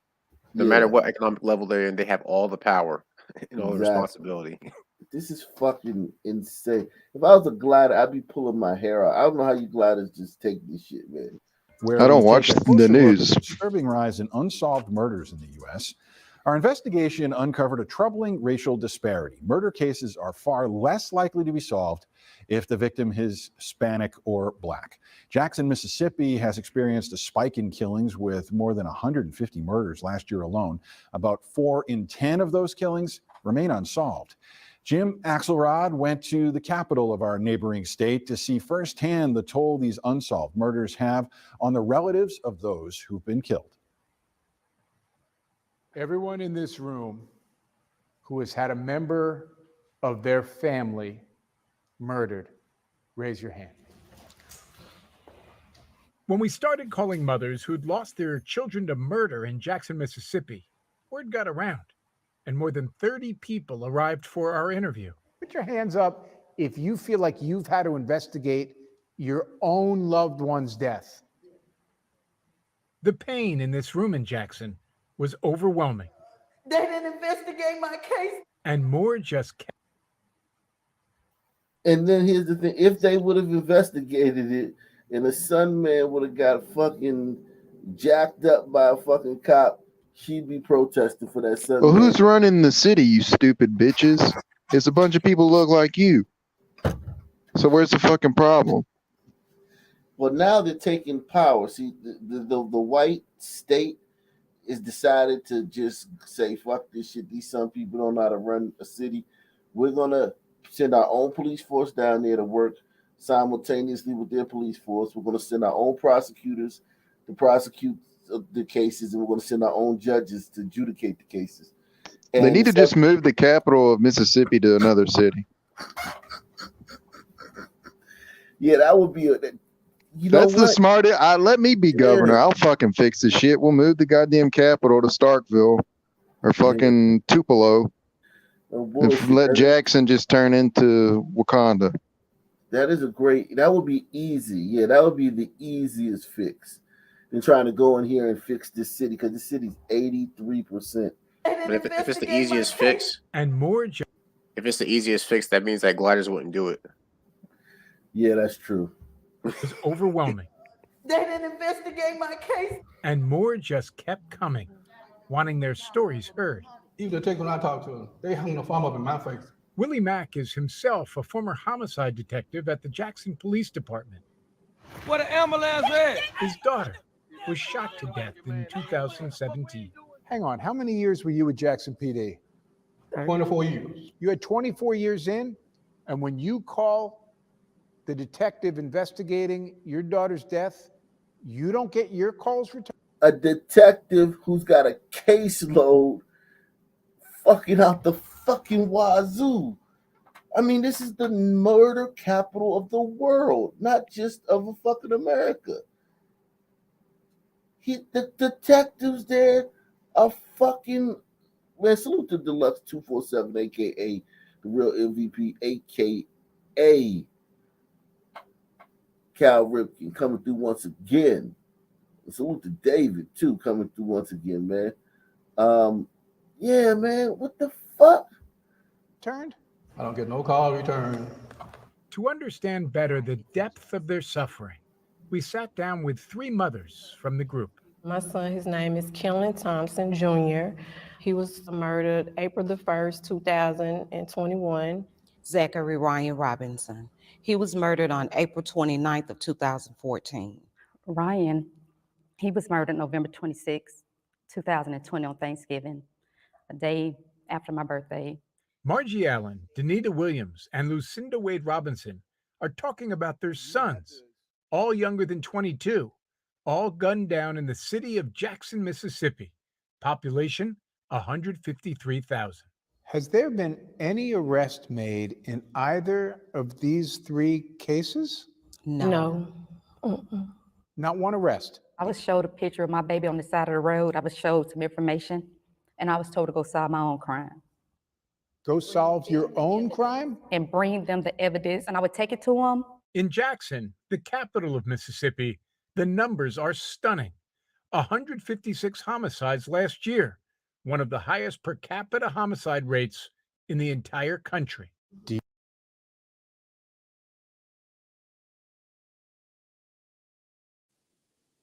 You're muted.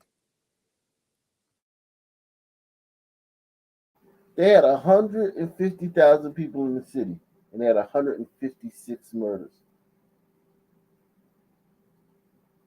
That's one per fucking every 1,000. That's fucking insane. That's 100. How much is that per 100,000? That's 100 per 100,000. That blows fucking New Orleans out the water. That blows Baltimore out the water. That blows St. Louis out the water. Do you feel murder? My own crime. Go solve your own crime? And bring them the evidence, and I would take it to them. In Jackson, the capital of Mississippi, the numbers are stunning. 156 homicides last year, one of the highest per capita homicide rates in the entire country. Do you feel murder is being treated differently here? Murder is at the bottom of the totem pole. It's normal. A young black male is going to die tomorrow. We have 3 over the weekend. We can't get to you right now. Okay. Yeah. They don't fucking help the police anyway, so what's the fucking deal? There's no relationship between the community and the police, so what are they bitching about? And as soon as the police officer makes one fucking mistake, these women will be out protesting. It doesn't even have to be a mistake, though. It could literally just be some shit that's normal protocol that they just feel some type of way about. Yeah, it could be a clean shoot and they will be upset. Or like a knee in a certain place per the training. Wow, these people are fucking crazy. We can't get to you right now. The whole system is backlogged. James Davis is the chief of the Jackson Police Department.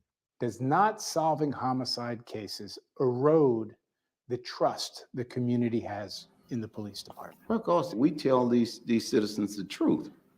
We don't tell them that we can solve a case without the facts, you know? Chief Davis told us Jackson PD's ability to solve murder cases depends on processing evidence at the state crime lab, which he says is overwhelmed. I can use more police officers. Why do you think the state crime lab is overwhelmed with kits and fucking samples and shit? Because they can't handle the level of sunniosity in the state, and they're underpaid, and they leave. Look at that beautiful building they built to fucking process all these crimes. They should have just built a fucking hut. I mean, what the fuck is all this for, man? They need to drive a couple stolen Chevy Captivas through it. Shit is crazy, right? Which he says is overwhelmed. I can use more police officers.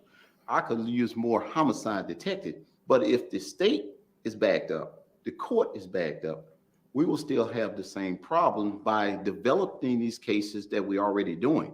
FBI research suggests homicide detectives should oversee no more than 5 cases per year. Jackson PD has 8 full-time detectives.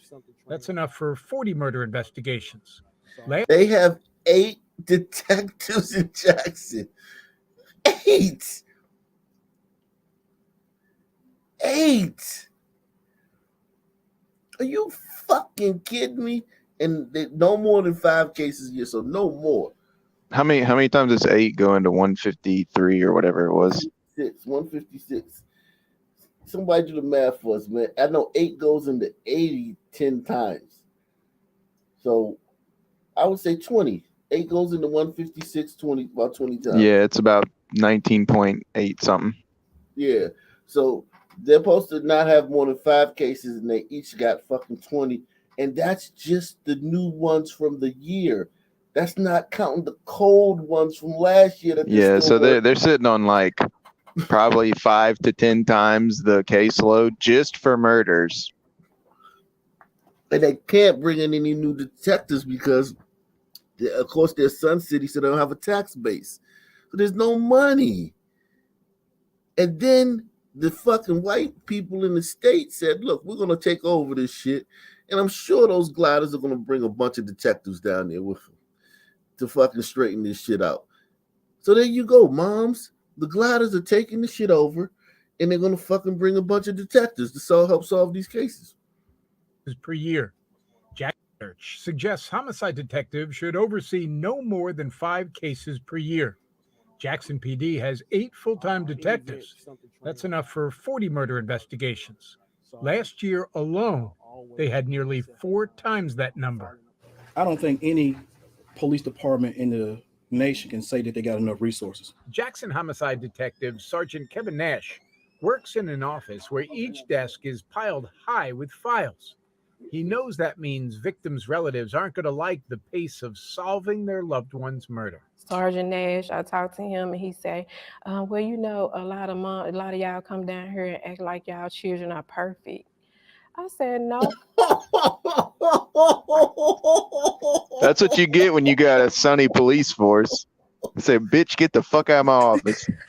Yeah, a glider could never say that. Perfectly imperfect. Yeah, salute to him for keeping it real, man. But I thought they forgave them. Aren't they always talking about how, you know, oh, well, he believed like the other person the other day. Oh, he believes in second chances. So, but I don't. Like, what are you talking about? Like, I don't understand. She's right. Like, it's not his fault he murdered your son, you know. He's oppressed. Yeah, exactly. That's true. That's a great point, man. Yeah, I'm glad he told her, like, your son's a thug and you know it.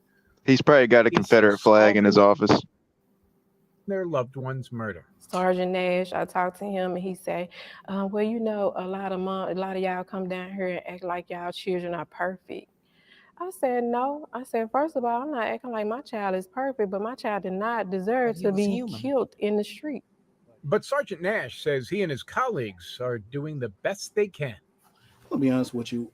When your loved one is killed, you can never do enough to solve that case. I call them back when I'm available. It may not be right then when they want to. And remember, if this was your child, you want immediate answers too. I will always tell you that the Jackson Police Department can do a better job. Jackson Mayor Chokwe Antar Lumumba knows all too well what unsolved crime can do to a family. My brother was shot in the head in Jackson, Mississippi. So we're no friends. Oh my gosh, even the mayor. That is lit. Nuts. And I shot him. What about it? Of crime, right? And no one was ever arrested for that. But points out his police department makes arrests in 6 out of 10 cases, above the national average. I get the feeling no matter how often you talk about it, the tears don't stop. No. You just lay in bed at night and just cry all night, and you get up and try to fight more to get justice for your child. It's too much. Turns out, 3 weeks after we visited, Jackson police made arrests in the case of Margie Allen's son a year and a half after his murder. Jackson PD told us it was simply a long investigation and they just kept following the leads. Tomorrow, we'll bring you our 3rd story in the series, which takes us to Baltimore to focus on possible solutions to help police solve more murder cases. Jim Axel. Oh, man. I mean, listen, man. I just want you to see the type of crimes they have in this place. Just so you can see. I was This going to evening, say a teenager is call the FBI, but they're busy investigating parents at these parent conferences that are concerned for their kids. They don't need the FBI. They got the state is taking over. The state's taking this shit over. This evening, a teenager is dead, gunned down at a convenience store just hours after her high school graduation. It's an absolutely heartbreaking story. 16 WAPT's Ross Adams live for us right now. And Ross, you spoke to her family today. That's right, we did. We're here at the gas station on Medgar Evers here. These bright red balloons mark the spot where Kennedy Hobbs lost her life. Her family is devastated. Tonight, they're demanding answers and action from police to stop what they call senseless violence. A Jackson teenager's promising life cut short after reaching a major milestone. And the loss of a young person, especially just after she's graduated. It's really tough. Kennedy Hobbs. Just hours after Kennedy Hobbs graduated from Murrah High School Tuesday, Jackson police say somebody shot and killed the 18-year-old outside a gas station on Medgar Evers Boulevard.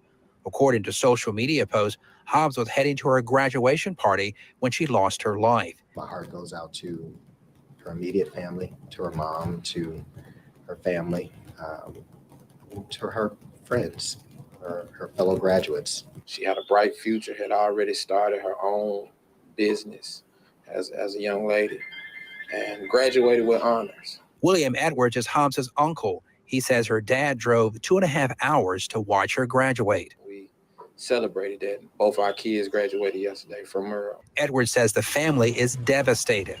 I've never felt this way, and I'm trying to understand it, but at this point it's hard to process. According to her family, Hobbs' boyfriend was also shot and killed at a convenience store. Police say somebody gunned down 21-year-old Jaquan Williams back in April on Rose Street and Robinson Street. It's unclear if the two shootings are connected. Why and how it transpired, I can't even get to that. But all I know is it's not right.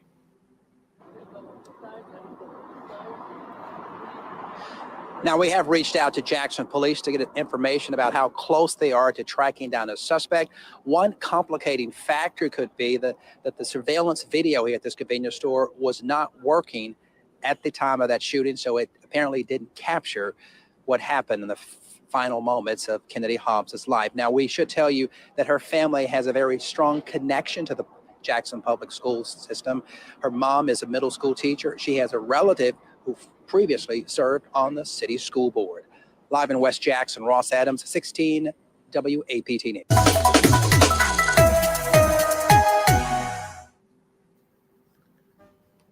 I mean, just think about it. That girl fucking, both her and her boyfriend were killed at fucking gas stations and shit within a short period of time.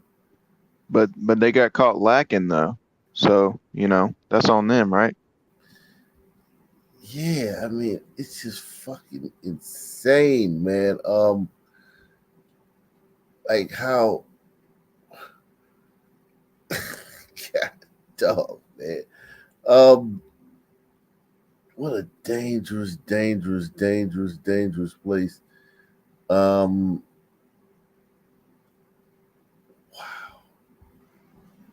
Wow is right. Some stuff. Yeah, man. I mean, that girl's dead. She's dead. Like, she is double dead. And it just is what it is, man.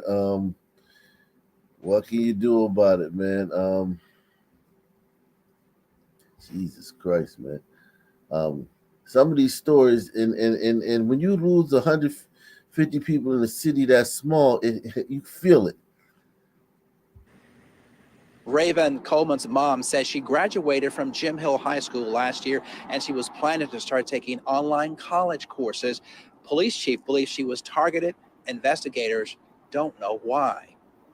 Jackson police set up a checkpoint Friday morning on Ellis Avenue where a young woman was shot and killed outside a cell phone store one day earlier. We was already had this area planned to hit this area to do administrative checkpoints here today. But unfortunately, that took place. Police Chief James Davis believes Raven Coleman was targeted when a gunman in a car fired several shots, killing the 18-year-old while she sat in another vehicle at the T-Mobile store on Thursday. Young lady just lost her life, innocent life. Then they killed her in front of her baby. Coleman's 2-year-old son in the back seat was not injured. Her stepmom was driving the car. Police say she was shot in the leg. I don't know whether domestic dispute or retaliation. We don't know right now. Chief Davis says officers with the criminal apprehension team tracked the suspect's vehicle into South Jackson near McDowell Road, where it was abandoned when 3 people jumped out. And when they jumped out the car, one had an assault rifle, one had a handgun. But however, when dark hit, we lost the track. As the search continued for the suspects in the cell phone store shooting, Friday's checkpoint moved from Ellis Avenue over to University Boulevard. Chief Davis says this will be a common sight in 2022. We're out here boots on the ground, and we're looking to put those individuals that's terrorizing our city in jail.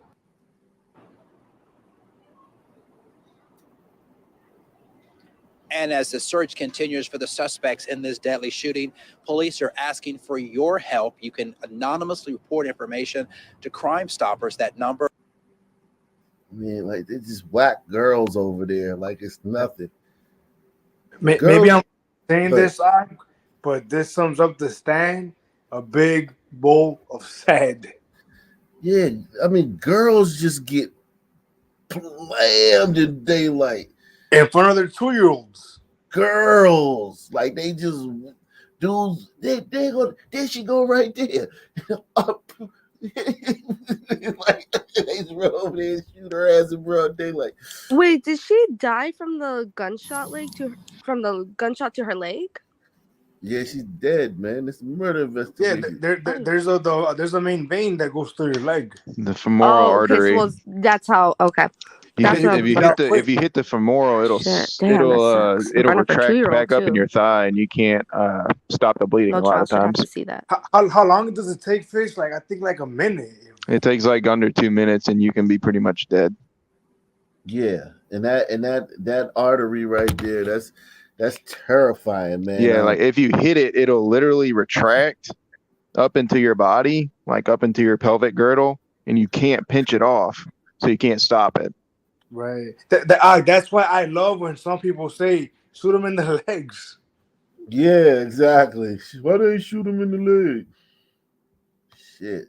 I mean, these are just stories from girls. I'm just doing girls. Kiana Singleton's family says she was supposed to start a new job Monday morning. She lost her life a day earlier in what they call senseless violence. Someone was upset over a parking spot.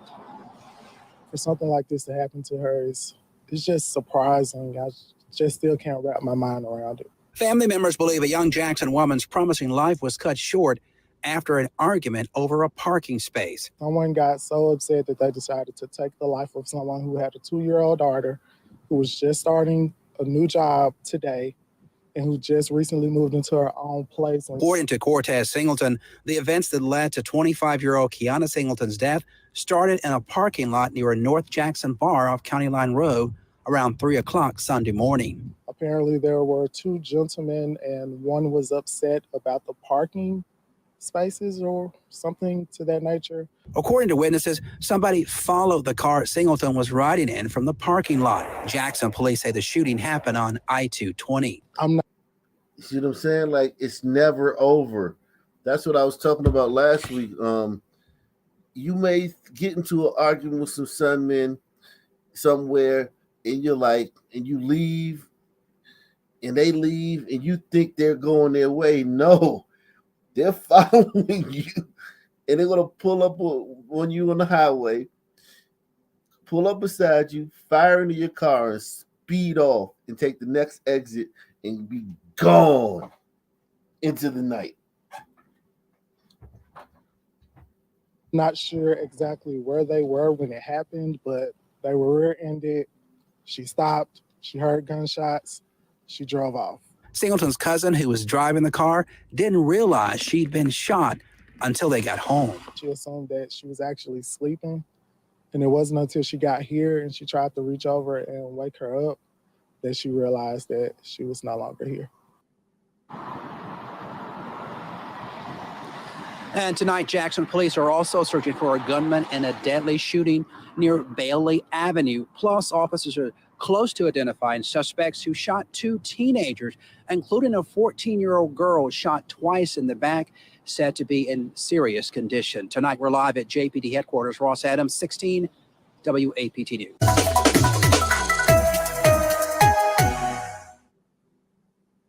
I don't. Coleman's mom.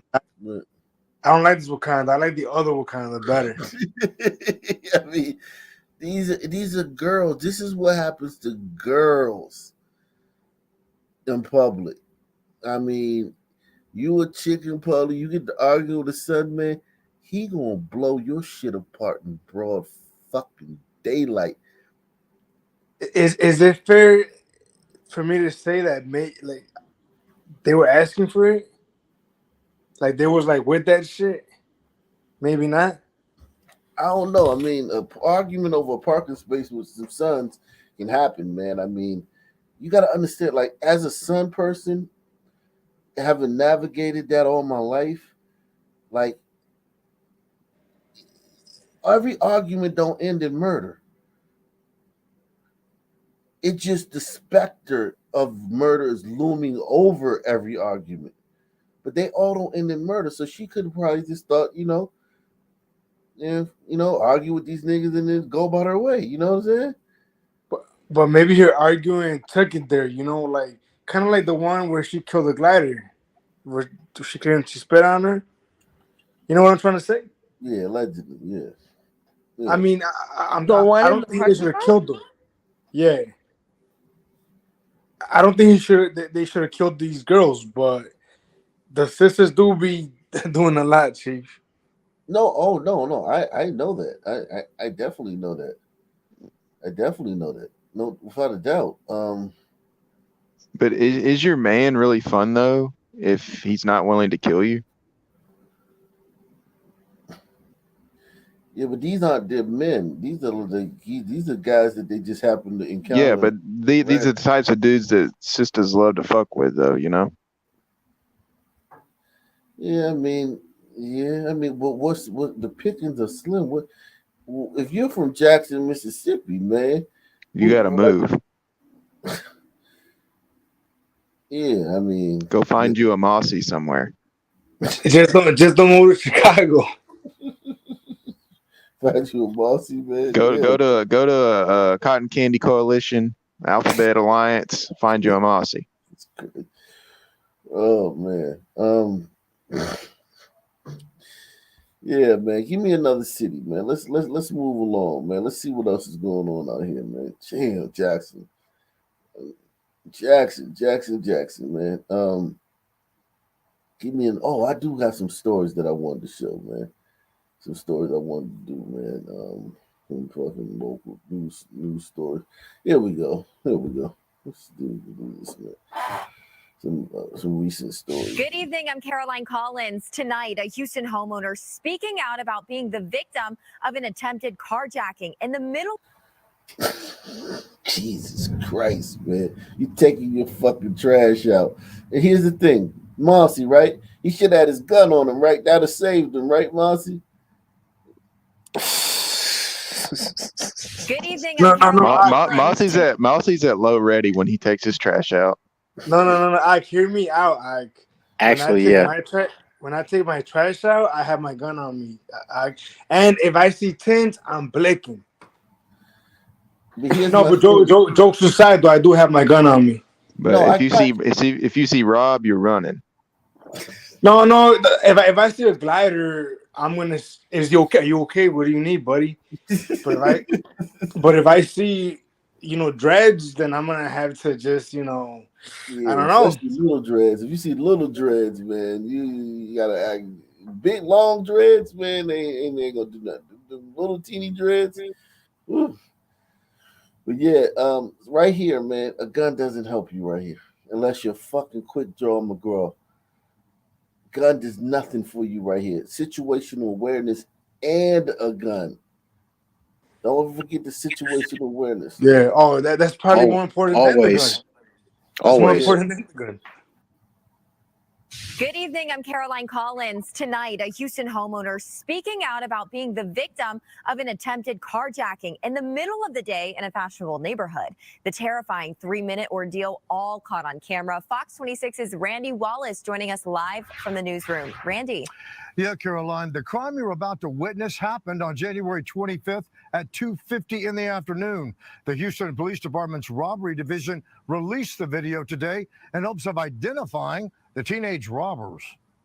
The gun was in my face the whole time. Give me no keys, bro. What's up, bro? Give me no keys. Okay. The homeowner, who asked not to be identified, believes the two teenagers followed him in this blue car after he left the Valero on Bissonnet at Newcastle.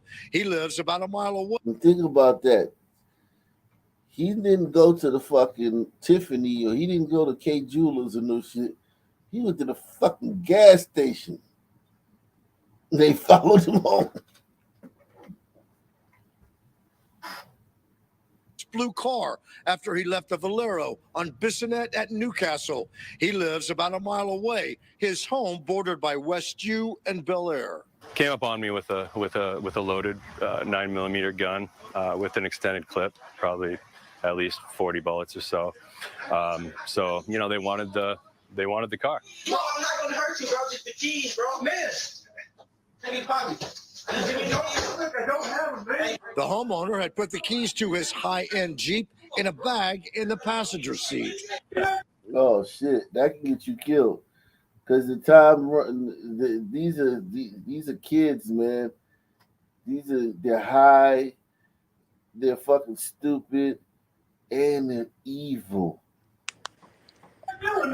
The gunman tries to start the Jeep, but his accomplice had taken off with the bag containing the keys. Kid got out of my car who had the gun, and he took a shot at me and his friend, buddy, whatever, accomplice, whatever you want to call him.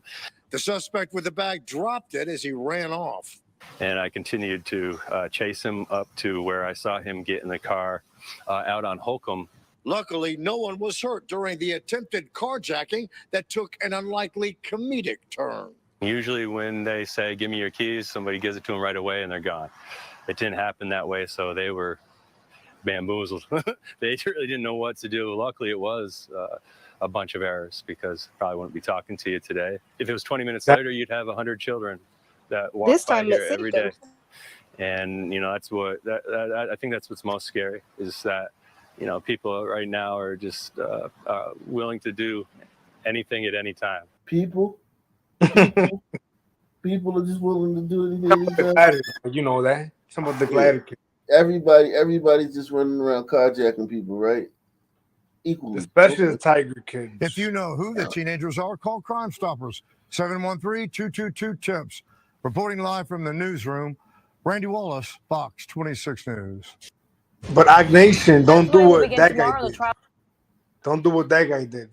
Give them what they're asking you for, because they will murder you, no problem. They're evil. These little fuckers are evil. Testimony will begin tomorrow in the trial of a Miami Beach police officer who was caught on camera kicking and punching a handcuffed man in a hotel lobby. Local 10's Leanne Motohong is live with what happened in court. Uh-oh. So today the jury was seated. They selected 4 men and 4 women, that includes 2 alternates, to sit on this jury. The incident in question happened nearly 2 years ago, and starting tomorrow, the trial will begin. Jury selection continued Wednesday for the trial of Kevin Perez. You are going to be questioned about becoming the jurors of the facts in this particular case. The Miami Beach police officer, who remains suspended without pay, is charged with 3rd-degree felony battery stemming from this incident back in July 2021. It happened after Delonte Crudup allegedly struck an officer with a scooter and fled. Video shows he then ran inside the Royal Palm Hotel, and a lieutenant confronts him in the He need his ass beat. He looked kind of zesty the way he was acting. He was prancing to the elevator. Right. Or A little lying or zesty. something. Nah, he definitely zesty. No, this guy ain't zesty, man. It's just how they are, man. I guarantee you this guy's doesn't identify as LGBT, man. I guarantee this is just a regular Sunman, man. Running back. Regular Sunman. There's a lot of zest in that fleeing going on. scooter and fled.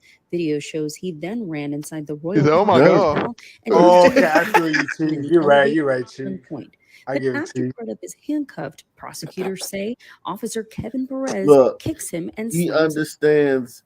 He understands when they say get on the ground. Right, I like that. He's a hoodlum. I respect that. Yeah, he understands what they mean. When they say get on the ground, they mean Or he's used to getting mounted. Wait, this is a beating up, right? Not like the police officer killed them. No, he didn't.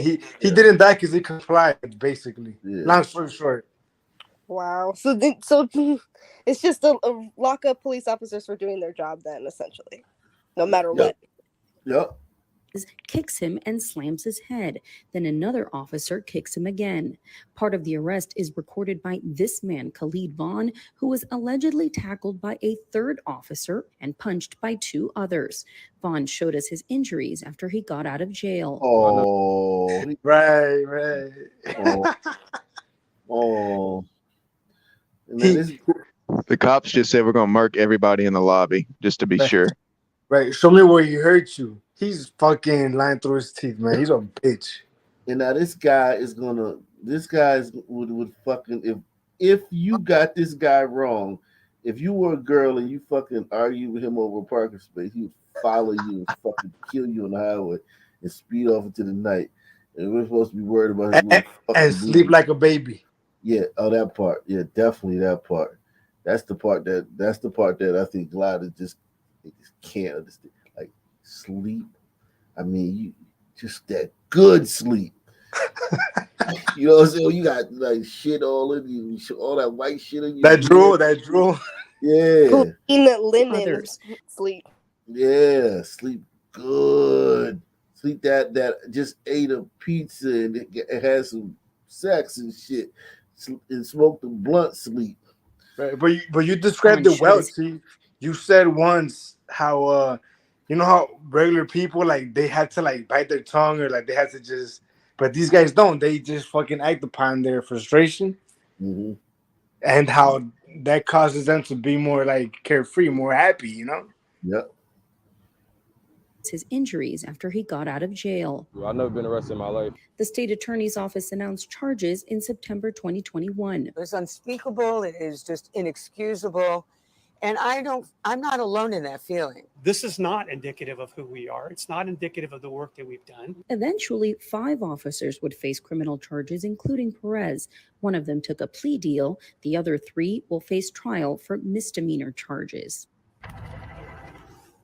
And the man who was arrested for filming the incident was eventually cleared of the charges against him. The trial is set to begin tomorrow at 11 a.m. We will be there for opening statements. Damn, they tried getting the man who Leanne filmed. Morejon, Local 10 News.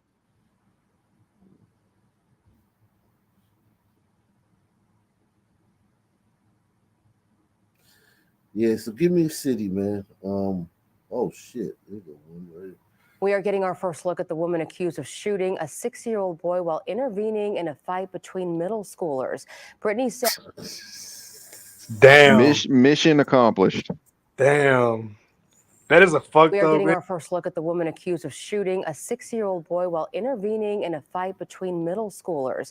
Brittany Sanders is charged with aggravated assault with a deadly weapon.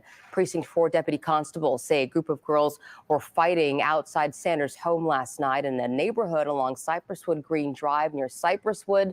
The girls apparently were running towards a vehicle where that 6-year-old boy was sitting inside of when Sanders fired, striking him in the arm and thigh. Sanders' bond has not yet been set. Oh, it was an accident. She was shooting at some other girls. She wasn't shooting at the 6-year-old. Hey, what did Gambino say? This is America. Yeah, this is America, man. Shit. Wow. His name is Childish Gambino, so because he has the mind of a child. Wow. I don't know how we address it. I have no idea. They got to start aiming at the kids, man, and they're gonna hit who they're actually trying to hit. That's actually thinking outside the box. I like it. It's counterintuitive. Exactly. That's a good one right there. I think that might be the trick. Yeah. Because there's nothing else has worked. So what at this point, man, let's try it. Our top story this morning at 5 a.m., a double shooting out of Prince George's County leaves at least 1 teenager dead. Police found 2 teens suffering from gunshot wounds in a quiet community last night. Fox 5's Melanie Alwick live in Upper Marlboro with the latest developments in this story. Melanie? Hey, good morning, guys. We really don't have a lot of answers to questions early this morning, including why the teens were here and who would want to shoot them. Now, take a look at some Sky Fox video over the scene last night. And you can see police and first responders down around the left area of your screen. And then that circle in the middle, that circle is right in front of the Parkside at Westphalia clubhouse, the clubhouse for the community. And you see a car there right on the circle. That's the vehicle where the teens were said to be in. Though when police and EMS arrived, they found the boys outside of the car. That call came in at 8:40 p.m. and it was for a report of a shooting. One teen was pronounced dead here on scene. The other was taken to the hospital in stable condition.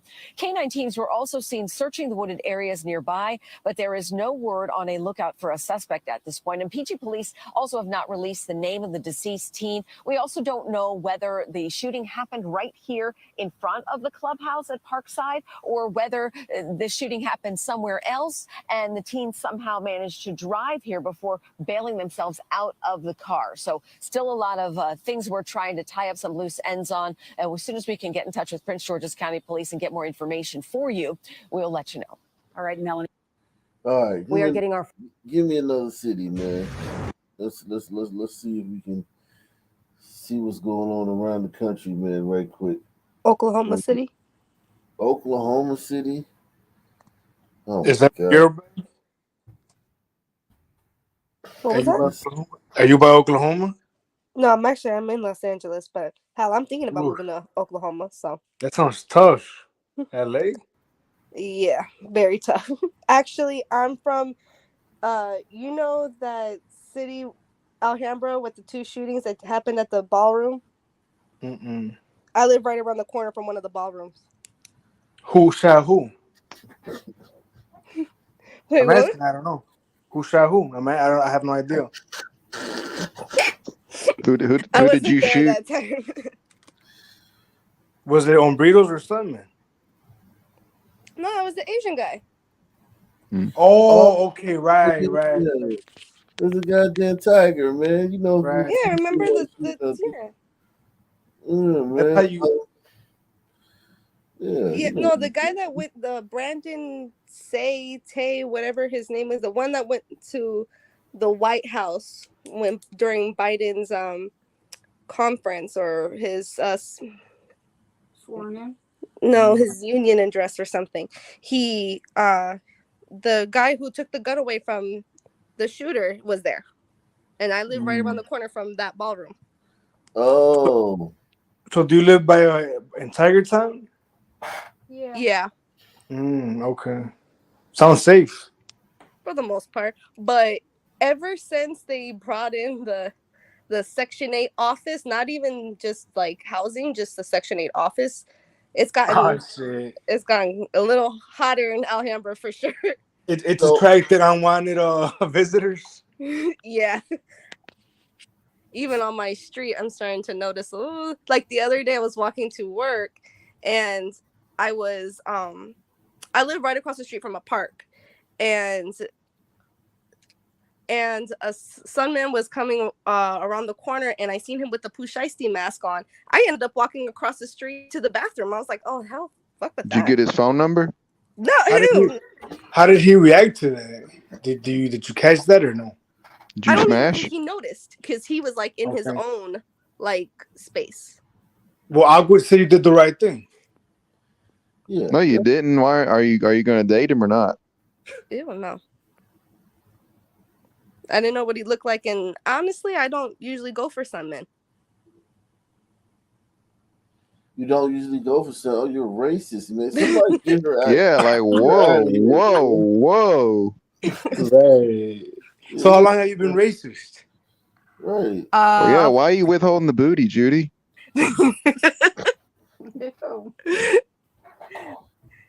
Because I'm saving it for, I don't know, the other umbrella. Just because the sun man smashed don't mean he's going to dash.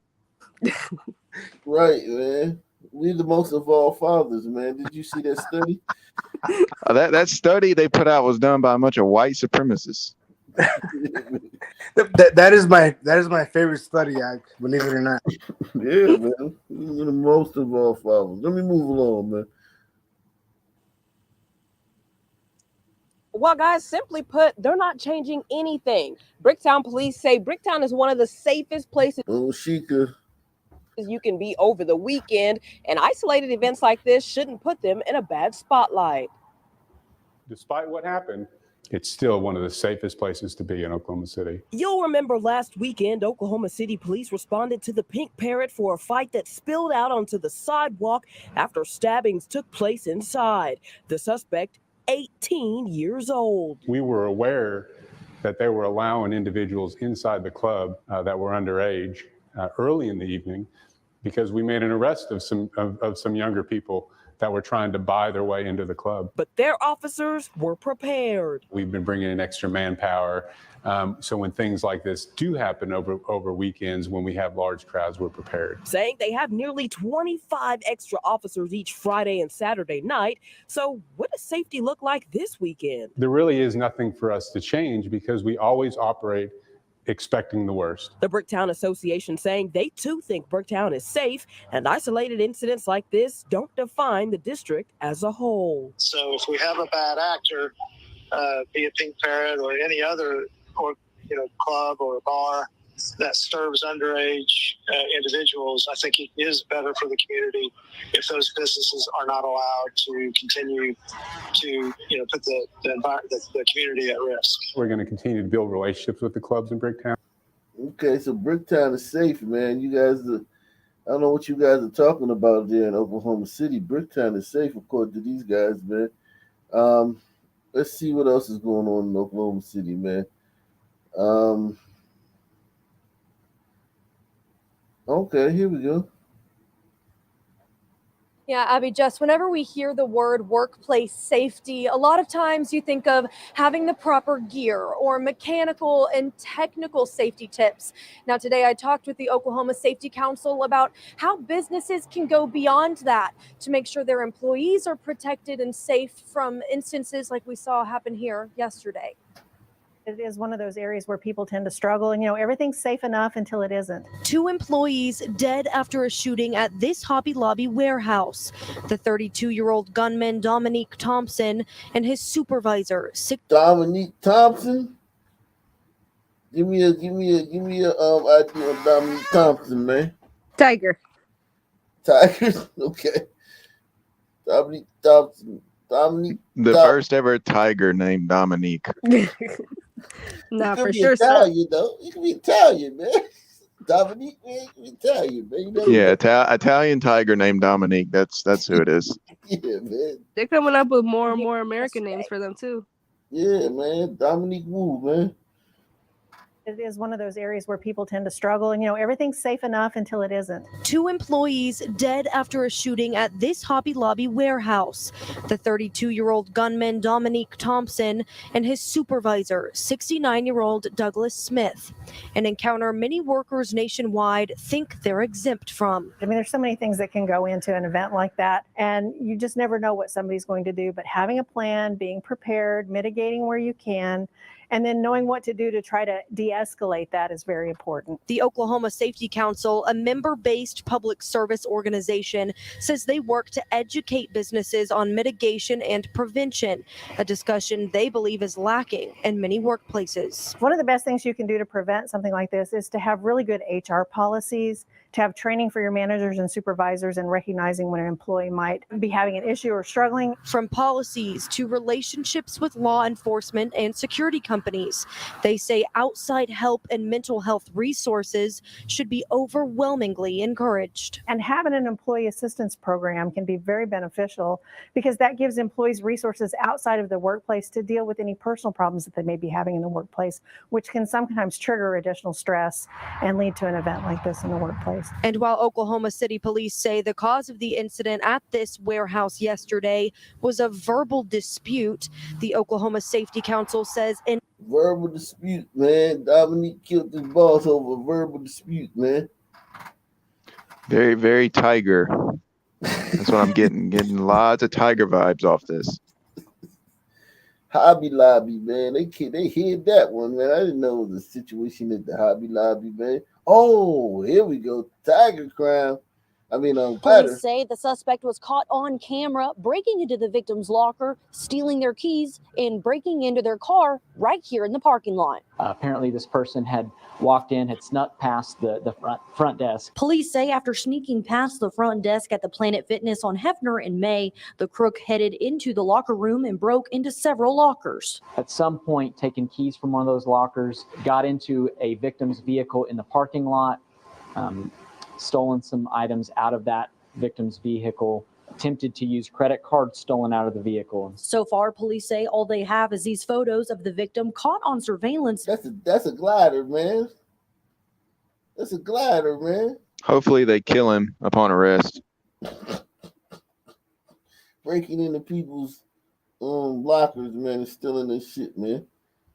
Video from inside the business. The search for the suspect is still ongoing. If you have any information that can help identify this person, they're asking you to call Crime Stoppers.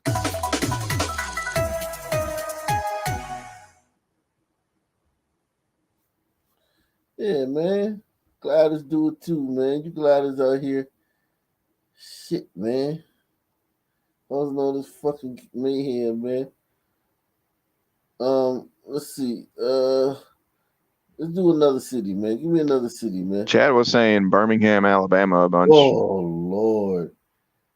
Jesus. Oh, my God. Birmingham is like Pittsburgh, man. The South, man. Fucking gold mine, man. They go ham in Birmingham. Man. Whew. Do they, man? Shit.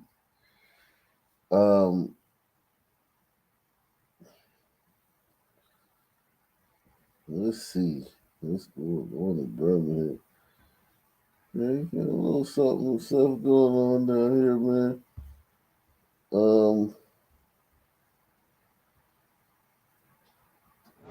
Guy, Sherry, behind me here is the Amtrak station where Ronnie Atticle was last seen inside walking through before he caught his train ride to Philadelphia. Bessemer police tell me, though, it's common for teenagers to run away, but when they do, they stay local. So in this case with Ronnie, where he was found out of state, they're concerned and they're looking into what lured him all the way up there.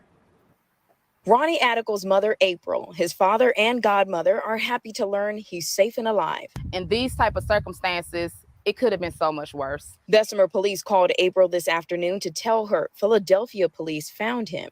And when I saw his picture and I was like, oh my gosh, that's my baby. Atticle reported the transgender teen who has autism missing on Thursday after coming home from transgender and autistic? How could you let a fucking autistic kid make that decision, man? And he was going to Philadelphia? It's just that was the plan, the suicide mission? Yeah. I just don't know how you let an autistic kid make that decision, man. At some point, man, there's got to be some. Well, the liberals are going to be on the vanguard of it, so I'll wait for the liberals to tell us how to solve this shit, man. Transgender teen who has autism missing on Thursday after coming home from work. She let him stay home from school, which was normal for him from time to time because of his disease. It makes me wonder why. Like, I want to know, was there a trigger? I want to know, what can I do as a mom to more support him? Over the weekend, police got a break in the case when they found out Ronnie is in Philadelphia. Transactions showed he bought an Amtrak ticket from Birmingham to Philly and was making purchases there. Philly was able to share with us that Ronnie was visiting local stores and sometimes even begging for food. Ronnie did have some money available that Ronnie was using for purchasing food from time to time. Bessemer and Philly police now have more questions and concerns about this case. There could be a whole host of things that happened in Philadelphia itself that the department up there is looking at as well. So we'd like to talk to anybody that saw Ronnie, anybody that made contact with Ronnie, even if it was a Lyft or Uber driver giving Ronnie a ride somewhere. While the investigation continues, Atticle shares this advice with parents, even those whose children have autism. Keep an eye out on your children. Definitely make sure you're constantly tracking their devices, constantly tracking their transactions if they have a debit card. And also definitely keep a watch out on gaming systems and stuff because there are online predators that try. Jesus Christ. Autistic transgender runaway.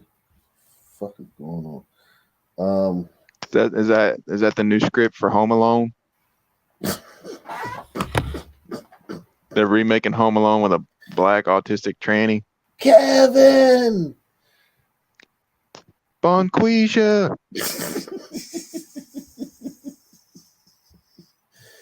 Shit, man.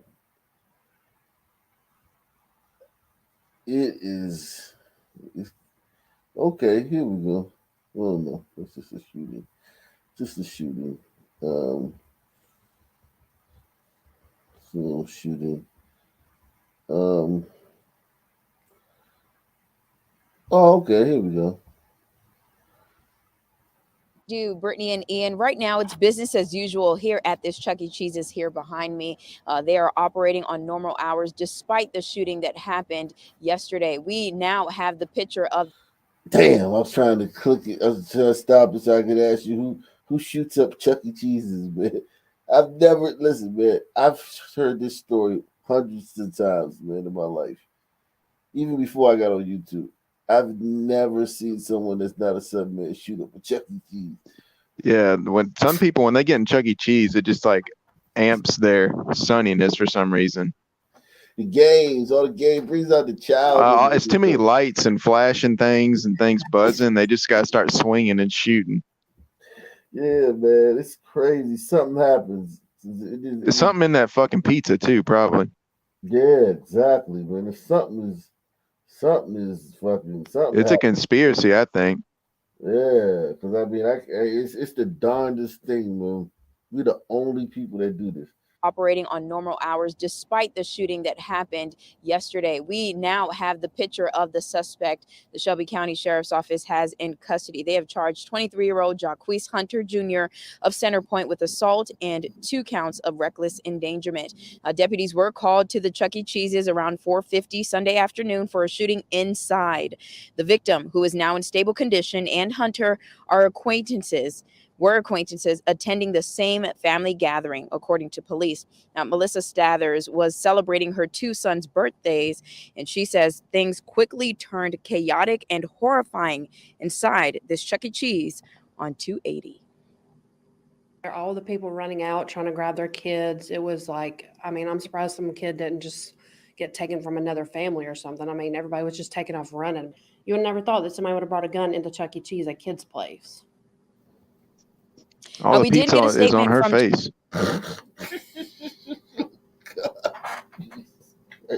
I feel bad for her, man. She looks like a leper. Yeah, when you're a woman, man, that's pretty much all you got. She's scaring all the kids. They don't need the sun people in there. They got new techniques, man. She somebody need to tell her they got new shit for that. People got this little thing you can pick. Yeah, they got to have a program for that, I'm sure. Yeah, man, this is rough, man. God damn. She took all the holes out of Chuck E. A Cheese. statement from Chuck E. Cheese's corporate office saying that they display no firearms and weapon signs at the entrance of their locations and hire security guards where necessary. They added, "We will be placing a security guard at our location this weekend." Now, if you'd like to read the full statement from Chuck E. Cheese's corporate office, you can find that on our WVTM 13 app. As for Hunter, though, he is in jail right now at the Shelby County Jail right now, being held on a $125,000 bond. We're live in Shelby County on Highway 280. I'm Magdala Lusant, WVTM 13. Man, who's this fella? Well, that's exactly right. The suspect, Anton Badon, was actually picked up on separate charges earlier this month. He's had several run-ins with the law and a lengthy criminal history. No charge more serious, though, than that murder charge where he is alleged to have killed that husband and father on New Year's Eve. This is Antoine Badon. His eyes shut, his head appearing to be forcibly held, while his most recent mugshot was taken. The 27-year-old is charged with the murder of 24-year-old Calajro Dueñez. Dueñez's wife, Amber Uresti, finding out about his arrest this morning. there is a sense of relief. There is. I mean, I'm glad to know that he's out of the community right now, that he's behind bars. He's not going to hurt anybody else. But at the same time, it's not going to bring my husband back. Dueñez was shot on New Year's Eve. His family celebrating his 6-year-old daughter's birthday at a Chuck E. Cheese. Dueñez carrying the birthday.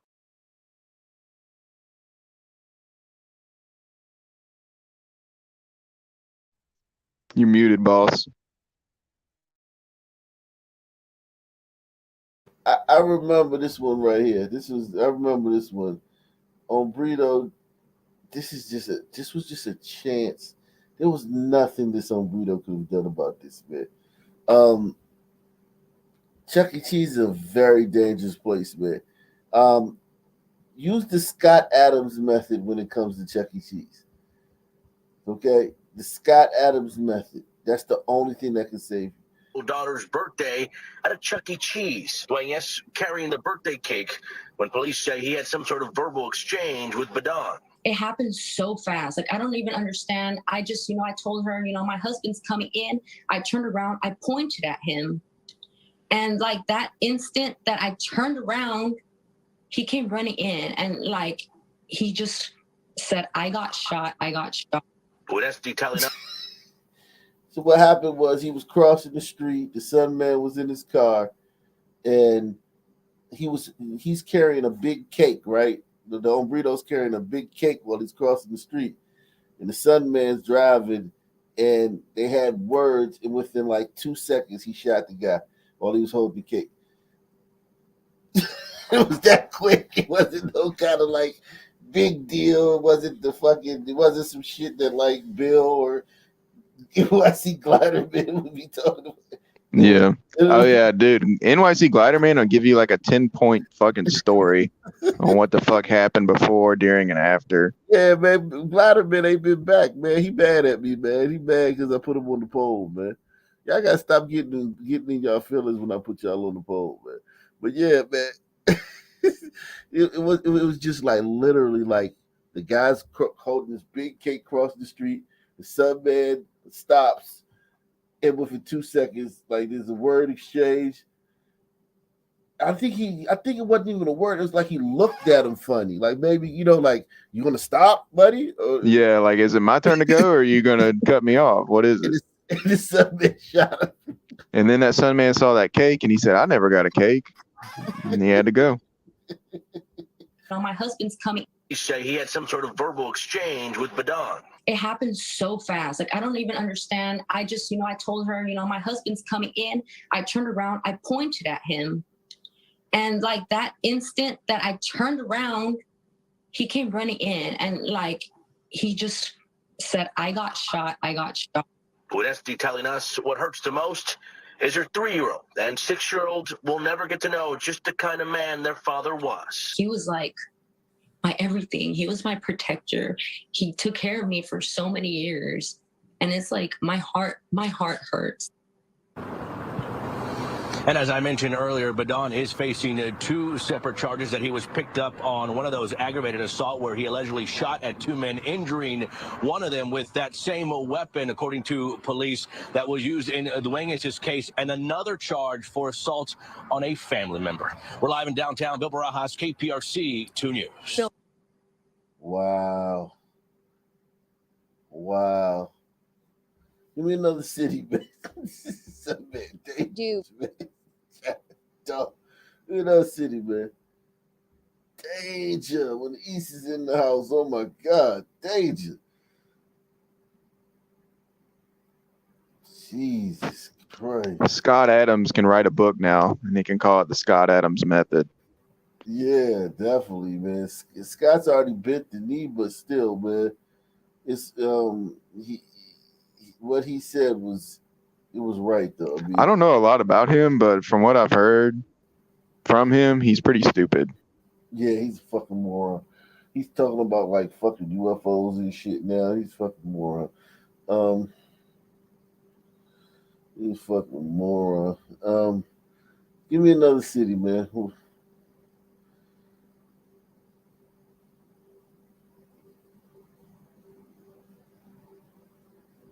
Charlottesville. Charlottesville, Virginia. I feel like I don't think we've done that in a while.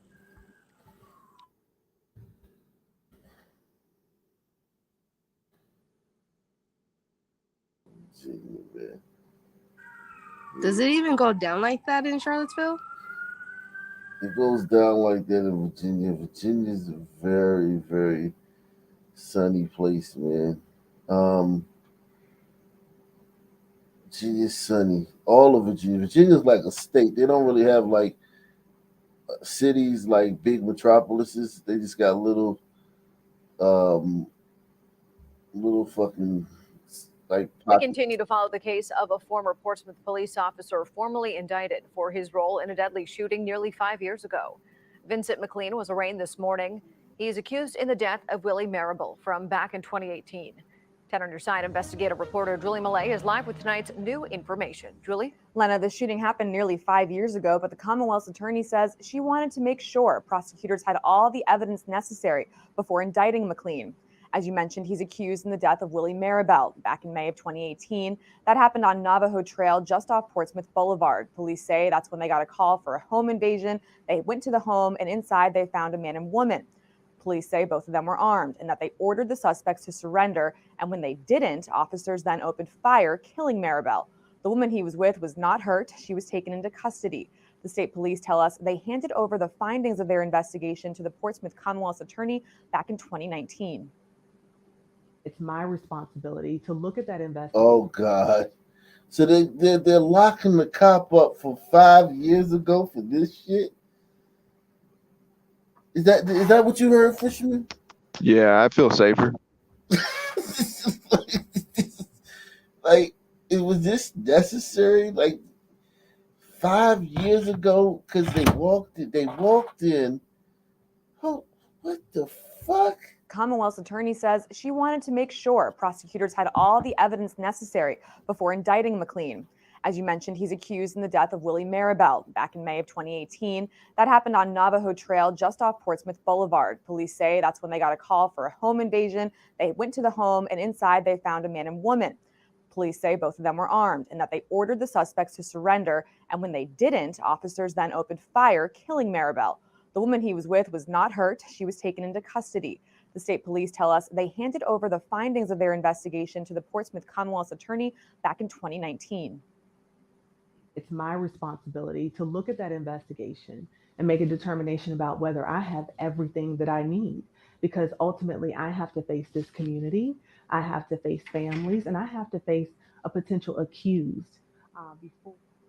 McLean is due back in court next month. For now, I'm Julie Millay, 10 on your side. Julie, thank you. They're digging up old cases like the fuck.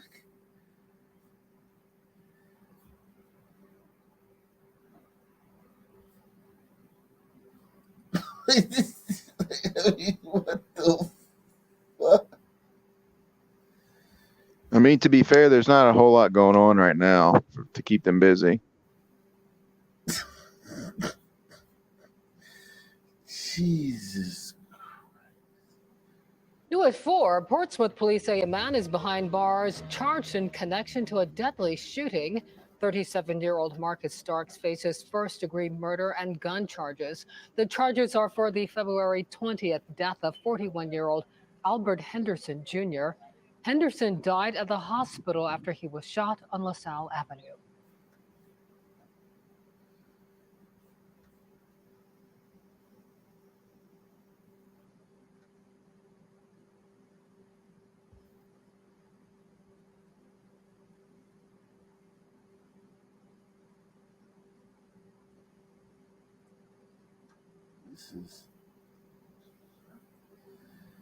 This is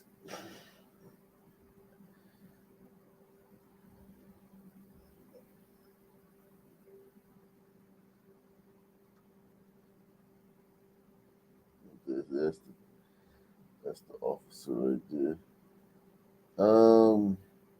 Okay. There we go. A Virginia Beach judge certified charges against William Phelps IV today. He's accused of lying on a consent form to purchase a gun.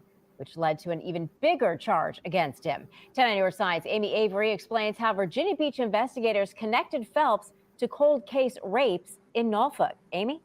Well, Stephanie, Phelps had no criminal history when he applied to buy a gun in Virginia Beach last May, but he had, however, been institutionalized, and police say he lied about that on his firearm application. Police arrested Phelps in August in connection to the gun application, but that arrest wasn't the end of the investigation. A fingerprint taken during his arrest matched a print Norfolk police found on a shed on Verdun Avenue 15 years ago. Norfolk police collected that evidence in January of 2008 after 2 teen girls were abducted on their way to the bus stop and raped at gunpoint. Phelps wasn't the first suspect in the case, though. Police originally arrested a 16-year-old boy named Shaka Harrell. Shaka would spend 2 months in jail before DNA proved he wasn't the person who did it. The case ran cold for more than a decade until last October. That's when police charged Phelps with raping the teenagers. Oh, linking didn't him we to do the crime scene case? through a Didn't we do the case of the kid who was originally charged with this and he moved to Philly or some shit after that? Yeah, we did this one. So this is But the we guy. haven't seen the other Yeah, side of it. They only showed we only saw yeah. the His accuser. side. Yeah. So this guy is the guy who did that shit all this time. Wow. more than a decade until last October. That's when police charged Phelps with raping the teenagers, linking him to the crime scene through a fingerprint and DNA. Our investigative team traveled to Philadelphia to interview Shaka after Phelps was arrested. Now, 31, Shaka says he's relieved someone may be held responsible for the heinous attack and that his name is finally cleared.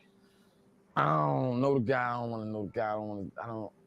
I'm just glad my name cleared. I ain't want nothing to do with it from the beginning of it. And it's just like, I had everything to do with it because of our false accusations. Phelps has not been convicted of any crimes to date, but police do believe he's connected to other sexual assaults in Norfolk and Chesapeake. Our investigative team did an extensive story on Shaka's arrest and exoneration, and you can find that on wavy.com. Amy Avery, 10 on your side. Wow. Wow. Unbelievable, man.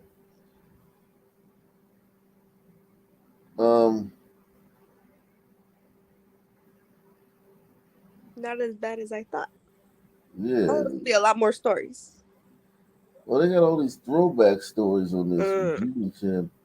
And I'm not stopping on everything, man, because some of this shit is just redundant shooting and other men shooting up shit. And okay, here we go. Let's see the sister, man. To Newport News now, and a little more peace of mind for students and parents in the city schools. Yeah, security officers are now stationed in elementary schools across Newport News. Of course, this all comes a couple of months after that shooting of a teacher at Rich Neck Elementary. Now, despite the change, some nerves are on edge after being back in the classroom, I should say. Then your side's Haley Mylon continues our coverage of this process for us. Haley? Tom Lena, today really a milestone in the safety initiatives for the school division. The Chief of Staff, Rashard Wright, confirmed to me today that as of today, every early childhood development center and school in the district has a school security officer, at least one. Now, those officers are all credentialed by the Department of Criminal Justice Services, and they have received active shooter training. But for some families in the division, that's just not enough to put their minds at ease. I just ran. I literally just ran as fast as I could until the point where gravity just pulled me because I was just. Oh, she divested, man. Divested sister. Terrified. I can't protect my daughter from what's going on. Tiffany Green in her home just steps away from Rich Neck Elementary School when her daughter's schoolmate shot a teacher on January 6th. Now, Green is working from home, caring for her toddler, and teaching her second grader herself. I don't ever want to have to feel that way ever again. I felt hopeless. The school division deploying a series of measures since the shooting. First, weapons detection systems in every school, and today, school security officers in every building. But Green says that's not enough.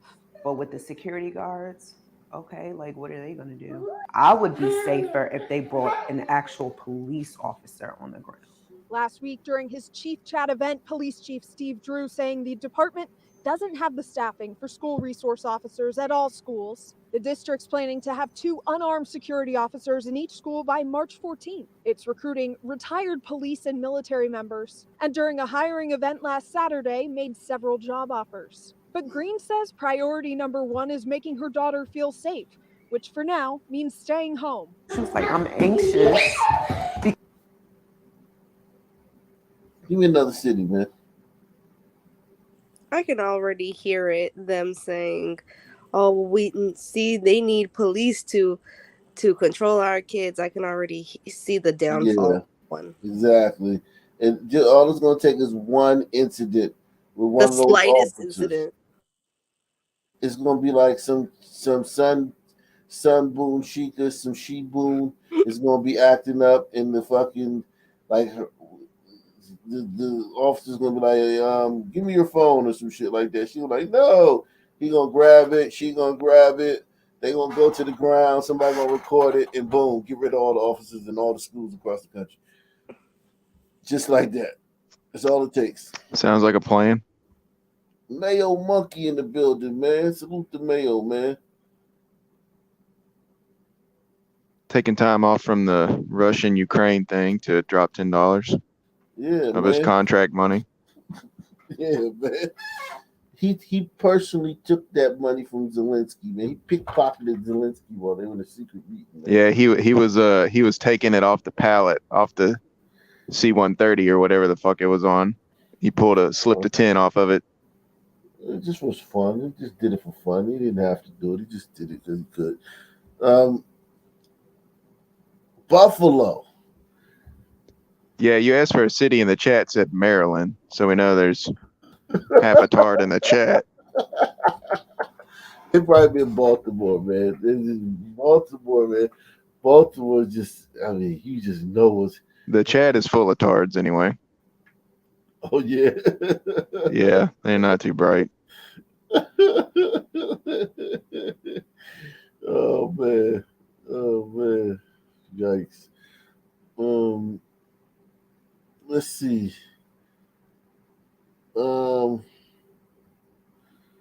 Let's see what's going on here, man. Buffalo, man.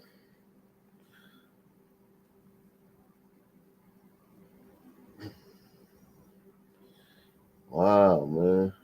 That white boy straightened you some people out up in Buffalo, man. Yeah, no more problems out of y'all. Say no. Let's see.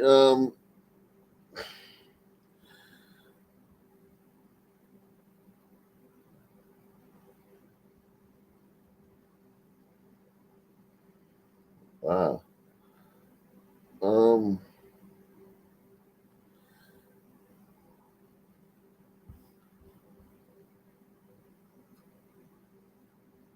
A grieving mother wants answers and justice. It's been 3 months since her young son was taken away from her. Malik Strong was killed near Hudson in Buffalo over Thanksgiving weekend. Jocelyn Person spoke with Strong's mother, who says she still does not know why her son died or who is responsible.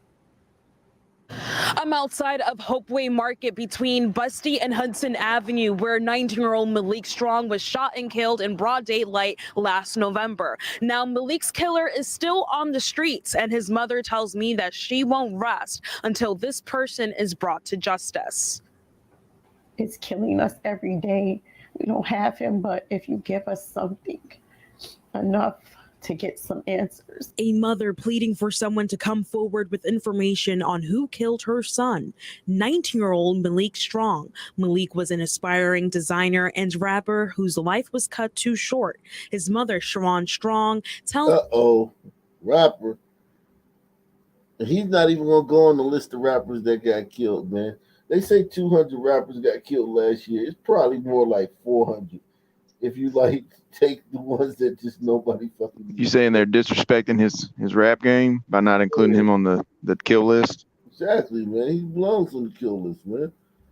for someone to come forward with information on who killed her son, 19-year-old Malik Strong. Malik was an aspiring designer and rapper whose life was cut too short. His mother, Sharon Strong, tells me last November, Malik went to this store, Hopeway Market, with his friends. In this day and age, there's the no snitching rule, but until it happens to you and death visits your front door, you will have no idea how I feel. Police say he was shot multiple times outside of the store. He then ran back inside where he collapsed. A gentleman that was a military, off-duty military gentleman, he came over and he did CPR on my son. That day, Sharon says something felt off. It hit her when someone brought her to the crime scene. I see tape everywhere, and I just immediately knew it was my son. The mother tells me she's living in a nightmare every day, wishing 19-year-old Malik Strong was still alive. She tells me Buffalo police have told her they have leads that aren't concrete. I did reach out to Commissioner Joseph Gramalia, but have not heard back. Strong's mother is now raising money so she can offer a reward for information that will help lead to an arrest. Your name will not go in vain. I love you so much, and I'm going to fight until the end. You'll find Malik Strong's GoFundMe on WKBW.com. Jocelyn Person, 7 News. Wow, another rapper dead, man. Oh, man. What do you think he was rapping about? About building up the community, investment, and, you know, just different things. Being a good father. 401ks. Yeah, just stuff like that, man. I mean, what else would he be rapping about? I mean, what kind of question is that? 16-year-old killed in Niagara Falls. Damn, they killing in Niagara Falls. Family of a 16-year-old boy now mourning his loss. Police say he was shot and killed last night.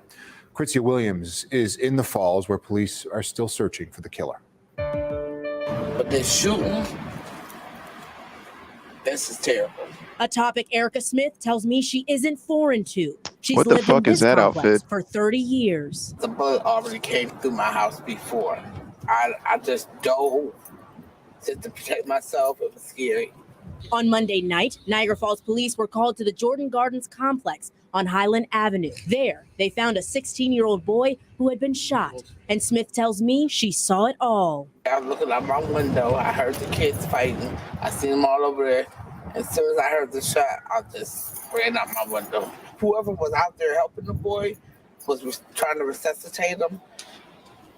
And I just prayed for him. Founder of the Stop the Violence Foundation, Bishop Perry Davis, says he is grieving and hates that this is a constant feeling in our community. We're losing too many of our children, but the violence just got to stop. He tells me he wants to see more opportunities for kids to give them a chance at a brighter future. I can't give us some free stuff. That'll fix it. Looks like Goodwill gave that woman some free shit. She looks like a frog in human suit. I don't know what the fuck she was wearing.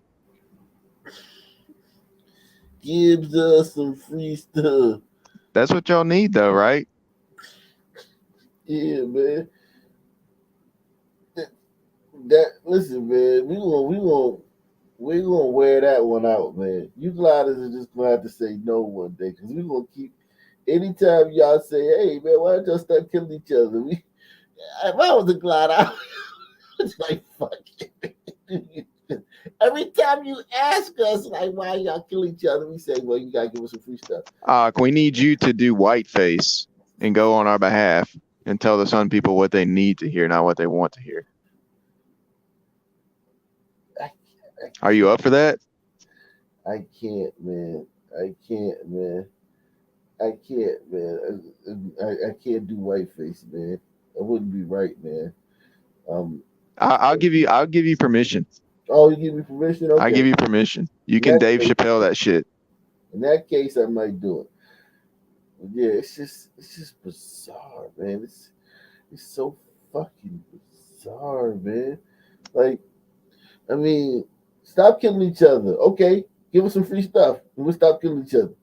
Not. But they don't at all. It literally doesn't work at all. And gliders are like, oh, damn. Well, I get. Every single time y'all give us some free stuff. Every time you give us free stuff.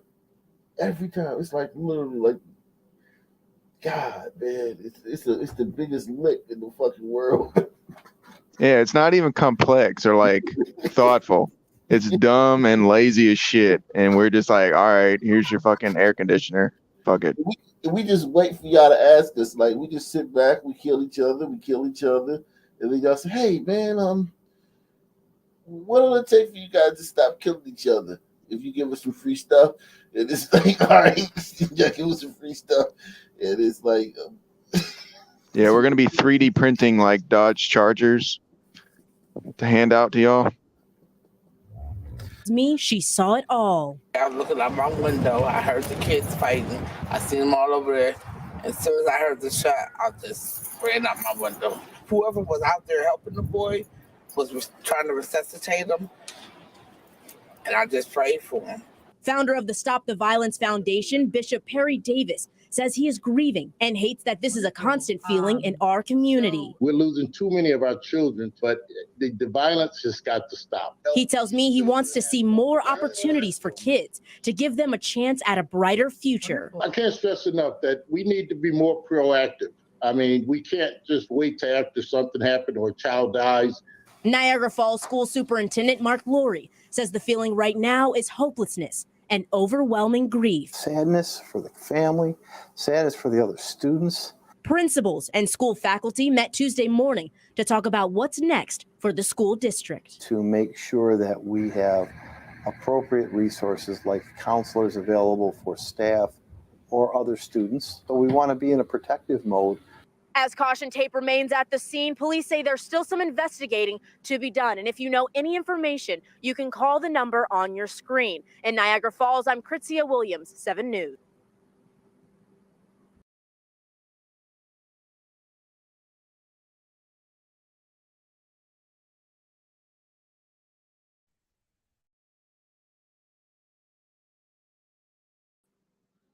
wow, man.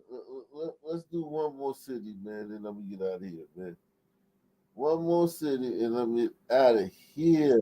Yeah, chat. He said city, not state. Yeah, they said Baltimore, right? Well, let's do Baltimore, man. Let's do. Oh Baltimore. well, we'll be here for an hour and a half, man. Let's do Baltimore the way out, man. Let's just breeze through Baltimore, man, on the way out, man. I'm gonna breeze through Baltimore, man. I want to see what's. I miss my people down. I want my squeegee boys, man. I mean, my disaffected youth, the squeegee, man. All my people down in Baltimore, I miss y'all, man. I really do, man. If you had to deal with squeegee boys or Kia boys, which one are you taking on? Squeegee boys or Kia boys?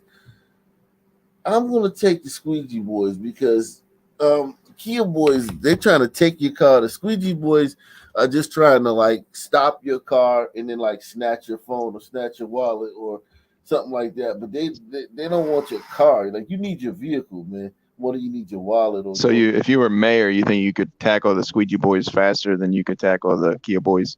Oh yeah, I mean, it's so easy to stop the squeegee boys. Like, mayor? We got a situation. We got a bunch of fucking riffraff, fucking black teens hanging out downtown at a major intersection, pestering, bothering, assaulting, and damaging the cars of tourists and city workers right downtown, blocks away from City Hall. I'm like, okay, all right, well, just go over there. Get a tire for each of them. Yeah, go over there, roust them up, get rid of them, and fucking make that a fucking no-go zone, man. Quickly, man. That's not even hard, man. Like, where they're doing it, they're not doing that squeegee shit in the hood. You know that, right? They're doing that shit. Yeah, they're doing it where the money's at, where the gullible liberal gliders are at. They're doing it where fucking some men will roll down the window and shoot them in their face.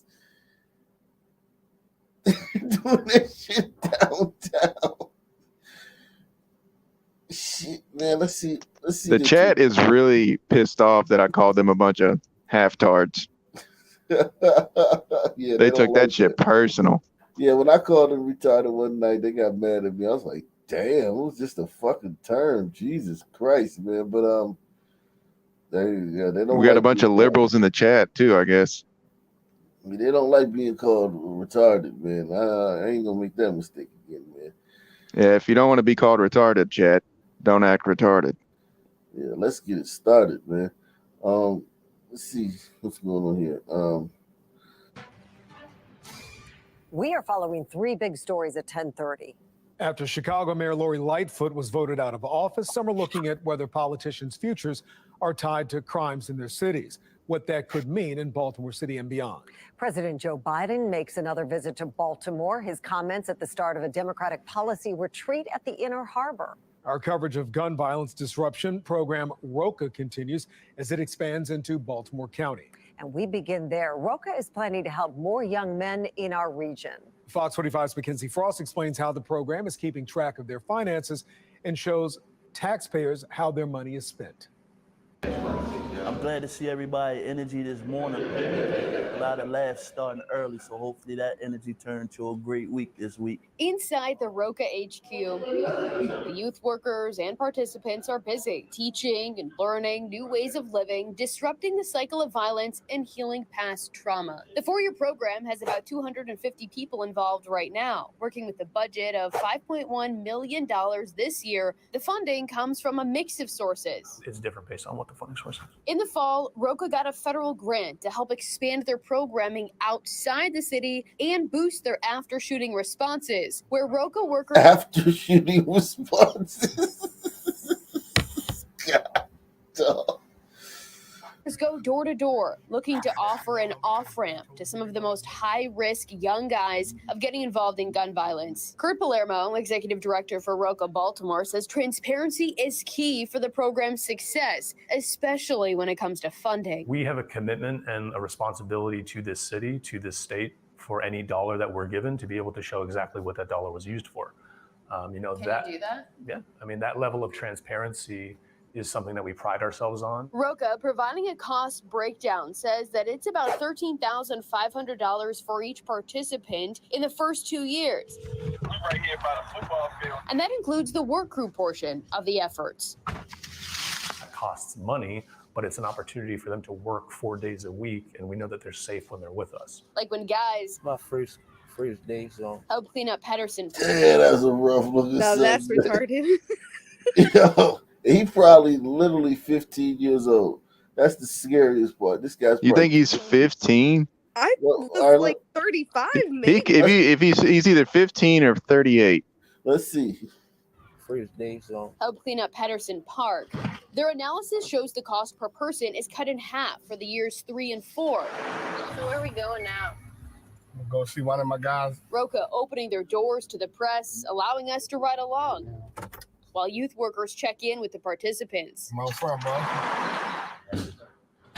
This is like on like National Geographic where they tag the animals. They like shoot them with a dart gun, tranquilize them, and then tag them. God damn. I mean, this is similar to that, man. Like this is what it takes. We need like David Attenborough narrating this shit. Right. This is like life in the wild, man. My friend, bro. What's up, Joe? You was down there with Boosie Boo. But that's not the case with other programs in the city working to curb gun violence. Safe Streets is very different than ROCA. But the program has 10 locations across Baltimore using funds from the city and state. But the city remains committed to not sharing some of that information about Safe Streets with Fox 45. We've asked for employee information to learn who's working at these gun violence intervention sites. Fox 45 had to threaten legal action to get hundreds of pages with names of employees redacted. The community-based organizations have kept quiet about how they operate the locations. We've gone looking for details about how Safe Streets works. Are you the site director? Only to get stonewalled. The city usually leading the charge, refusing to explain how Safe Streets defines what a mediation is, despite often touting the number of mediations Safe Streets has accomplished. Last year, Mayor Brandon Scott announcing a shift in management for the program. The change coming after months of relentless Fox 45 News investigations into Safe Streets. Does that signal that the previous CBOs that were operating these locations were mismanaging the locations? No, it's about evolving. Instead of the patchwork of community-based organizations, the city moving management to just LifeBridge and Catholic Charities. That shift was set to be finalized in January 2023, but that hasn't happened. During the March 1st Board of Estimates meeting, the City Spending Board approved extending the old contracts with the community groups. City leaders telling Fox 45 News the groups needed more time to finalize their work. We're just making sure that things are crossing every T, dotting every I as we make the changeovers. That's it. Are the locations themselves changing? No, we know that these will stay in the neighborhoods that they are in and have been in for many, many years. But the physical addresses, are they changing? The locations are not. Safe Streets operates in zones. Correct, but they have buildings that they That'll operate be up in. to the operators. We don't determine where the buildings are. The operators make sure that they figure out what buildings they want to use. So with the change of the CBOs, they probably are changing that, right? We've gone to the Safe Streets locations where the city advertises them to be. Park Heights, nothing. Franklin Square, no one there. See where all your money's going, Gliders? This bitch fucking up the money train, dog. This bitch gotta go. She needs to move to fucking New Hampshire or something. Hard to follow the money when it doesn't open the door. This is where all your money is going, man. Goes poof. Give us some free stuff, man. Silence in Cherry Hill, too. City leaders continue Ain't nobody been to that office about 6 years. While keeping track.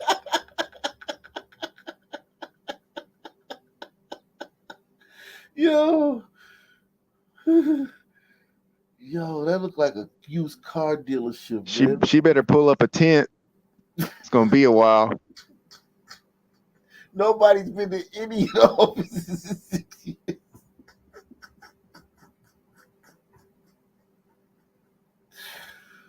Some homeless motherfucker gonna pop out. And this is the thing about Gliders. They give all this money in tax dollars and then they give the GoFundMe. So most of the GoFundMe money comes from Gliders too. Like, God, y'all are just like... We're doing all we know how to do, man. This is our strategy. We sticking to it. You want a different strategy? You recruit some fucking Umbritos or some Tigers or some shit. We're trying, dog. Yeah, try hard. Silence in Cherry Hill, too. City leaders continue to financially back the program, while keeping track of the money is spent once it's handed out to the community groups remains unclear. Meanwhile, back inside Roca, Baltimore, their work continues, preparing to expand into Baltimore. Their work? It looks like they're hanging out, man. Looks like they're having a good old time, man. Yeah, man, it looks like they're just having fun, man. Look, man, I mean, what the fuck can these people do to stop fucking shooting in Baltimore? Come on, man. Baltimore, their work continues, preparing to expand into Baltimore County. To be able to expand outside of Baltimore, not that our work is done here, but it's a testament to how hard we've worked over the last 4.5, 5 years. And keeping track of the progress and all the receipts along the way. We've asked to sit down with Shantae Jackson for months. She leads the Mayor's Office of Neighborhood Safety and Engagement, the same organization within City Hall that oversees the implementation of Safe Streets. So far, Jackson has refused to do an interview with us to talk about Safe Streets. But if that changes, we're more than willing to make it happen. In the newsroom, Mackenzie Frost, Fox 45 News. Damn, man, like... Seems like Baltimore's going in the right direction. Yeah, man. As long as you guys make sure you keep them checks coming in. Keep the checks coming. Stop asking so many fucking questions. Yeah, stop asking questions, man. Just walk over the buddy. Yeah, just leave the bodies alone. It's fine. We're not. Yeah, man. Yeah, it's not that big a deal. Yeah, man. I mean, shit. Man, look at this guy, man. This guy. Friday afternoon, workers cleaning up and repairing damage following a morning shooting in the 3000 block of Greenmount Avenue in the Waverly neighborhood. It happened inside this laundromat. Baltimore City Police tell 11 News the victim was shot multiple times. The 20-year-old victim was in the business when someone entered, opened fire, and then left the scene. Police say when they arrived, they found the victim outside, not far away, on East 30th Street.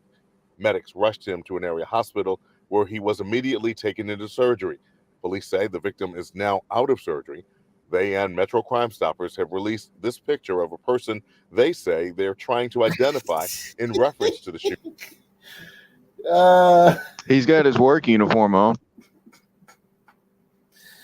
Yeah, man, and those fat black people in That might be Cook County though. We don't know. Yeah. You know, he's always wearing that get up when he cams up. There's no way you stop that guy from shooting anything, man.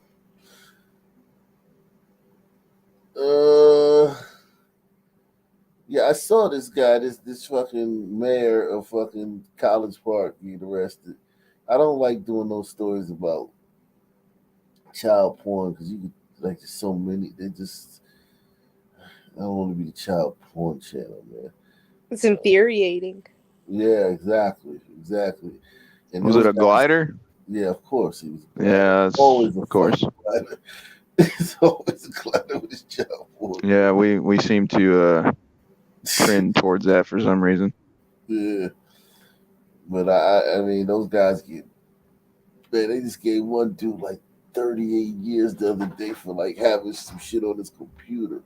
And he didn't touch a child because if just having that stuff creates a market, you know what I'm saying, for people to go do that stuff to children.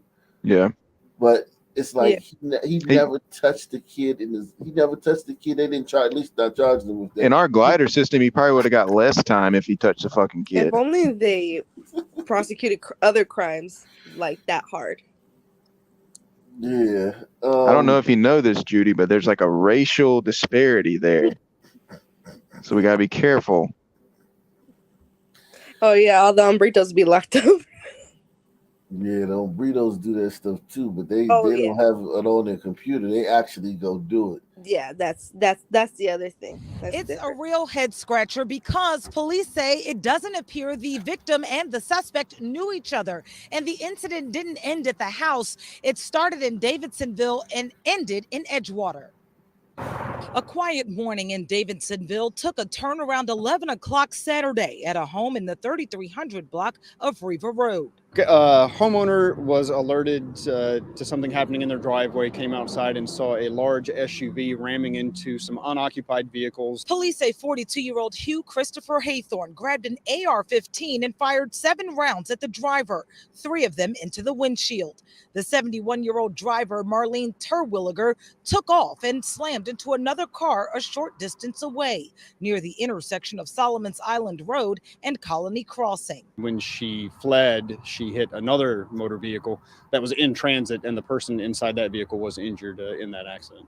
Police eventually saw the driver near Mitchell's Chance Road and Solomon's Island Road in Edgewater and arrested Terwilliger.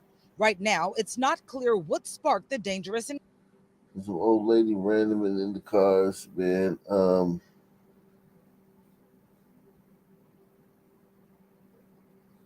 Let's see.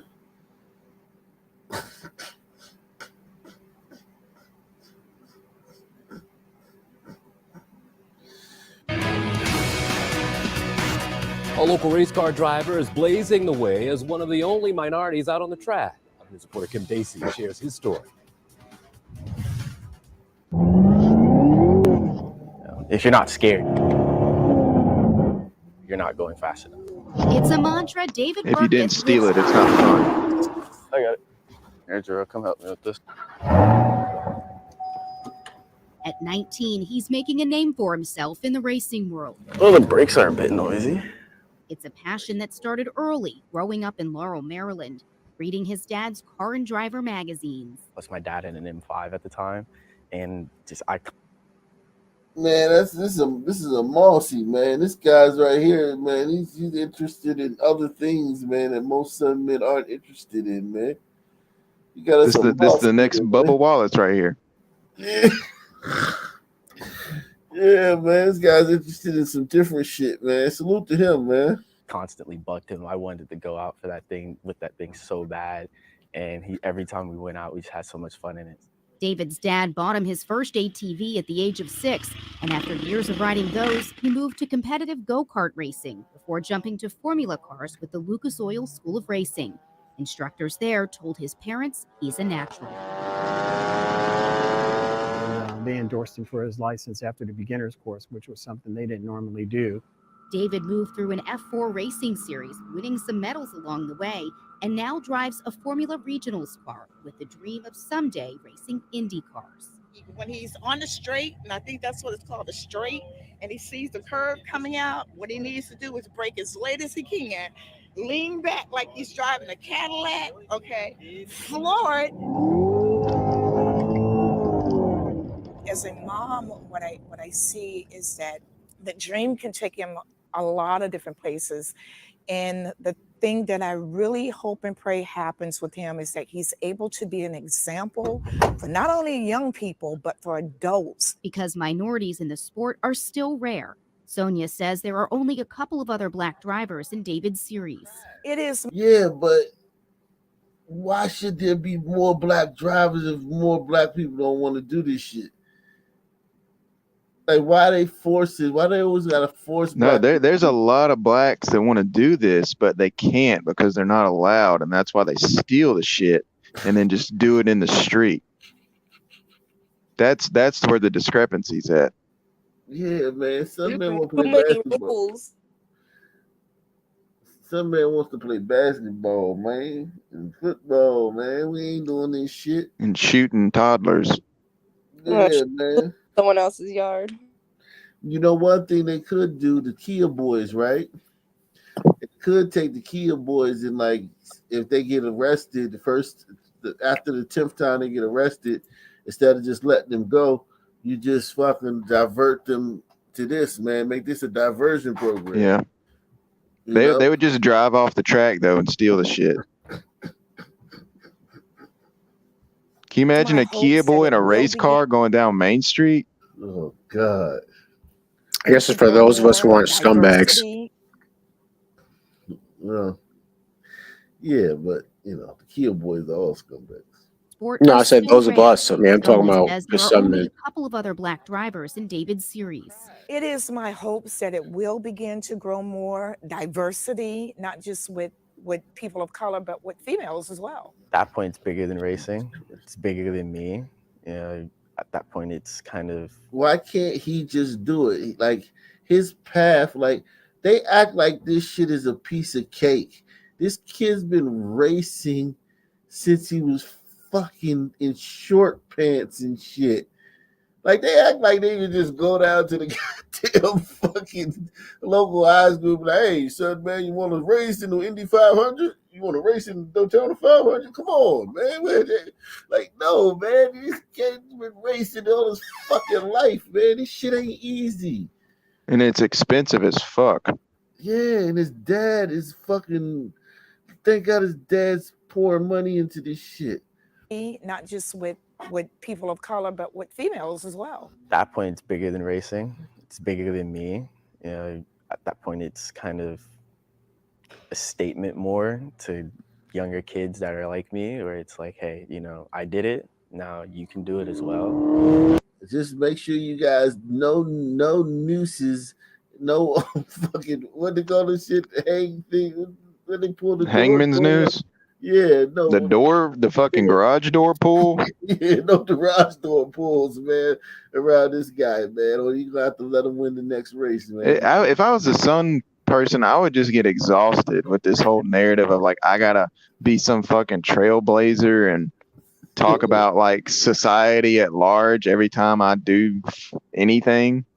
Yeah, this guy's busted his hump since he was a little kid, and now it's like, and they're like, "Oh, well, you're black. Talk about that." But yeah, no shit. Like me, where it's like, hey, you know, I did it. Now you can do it as well.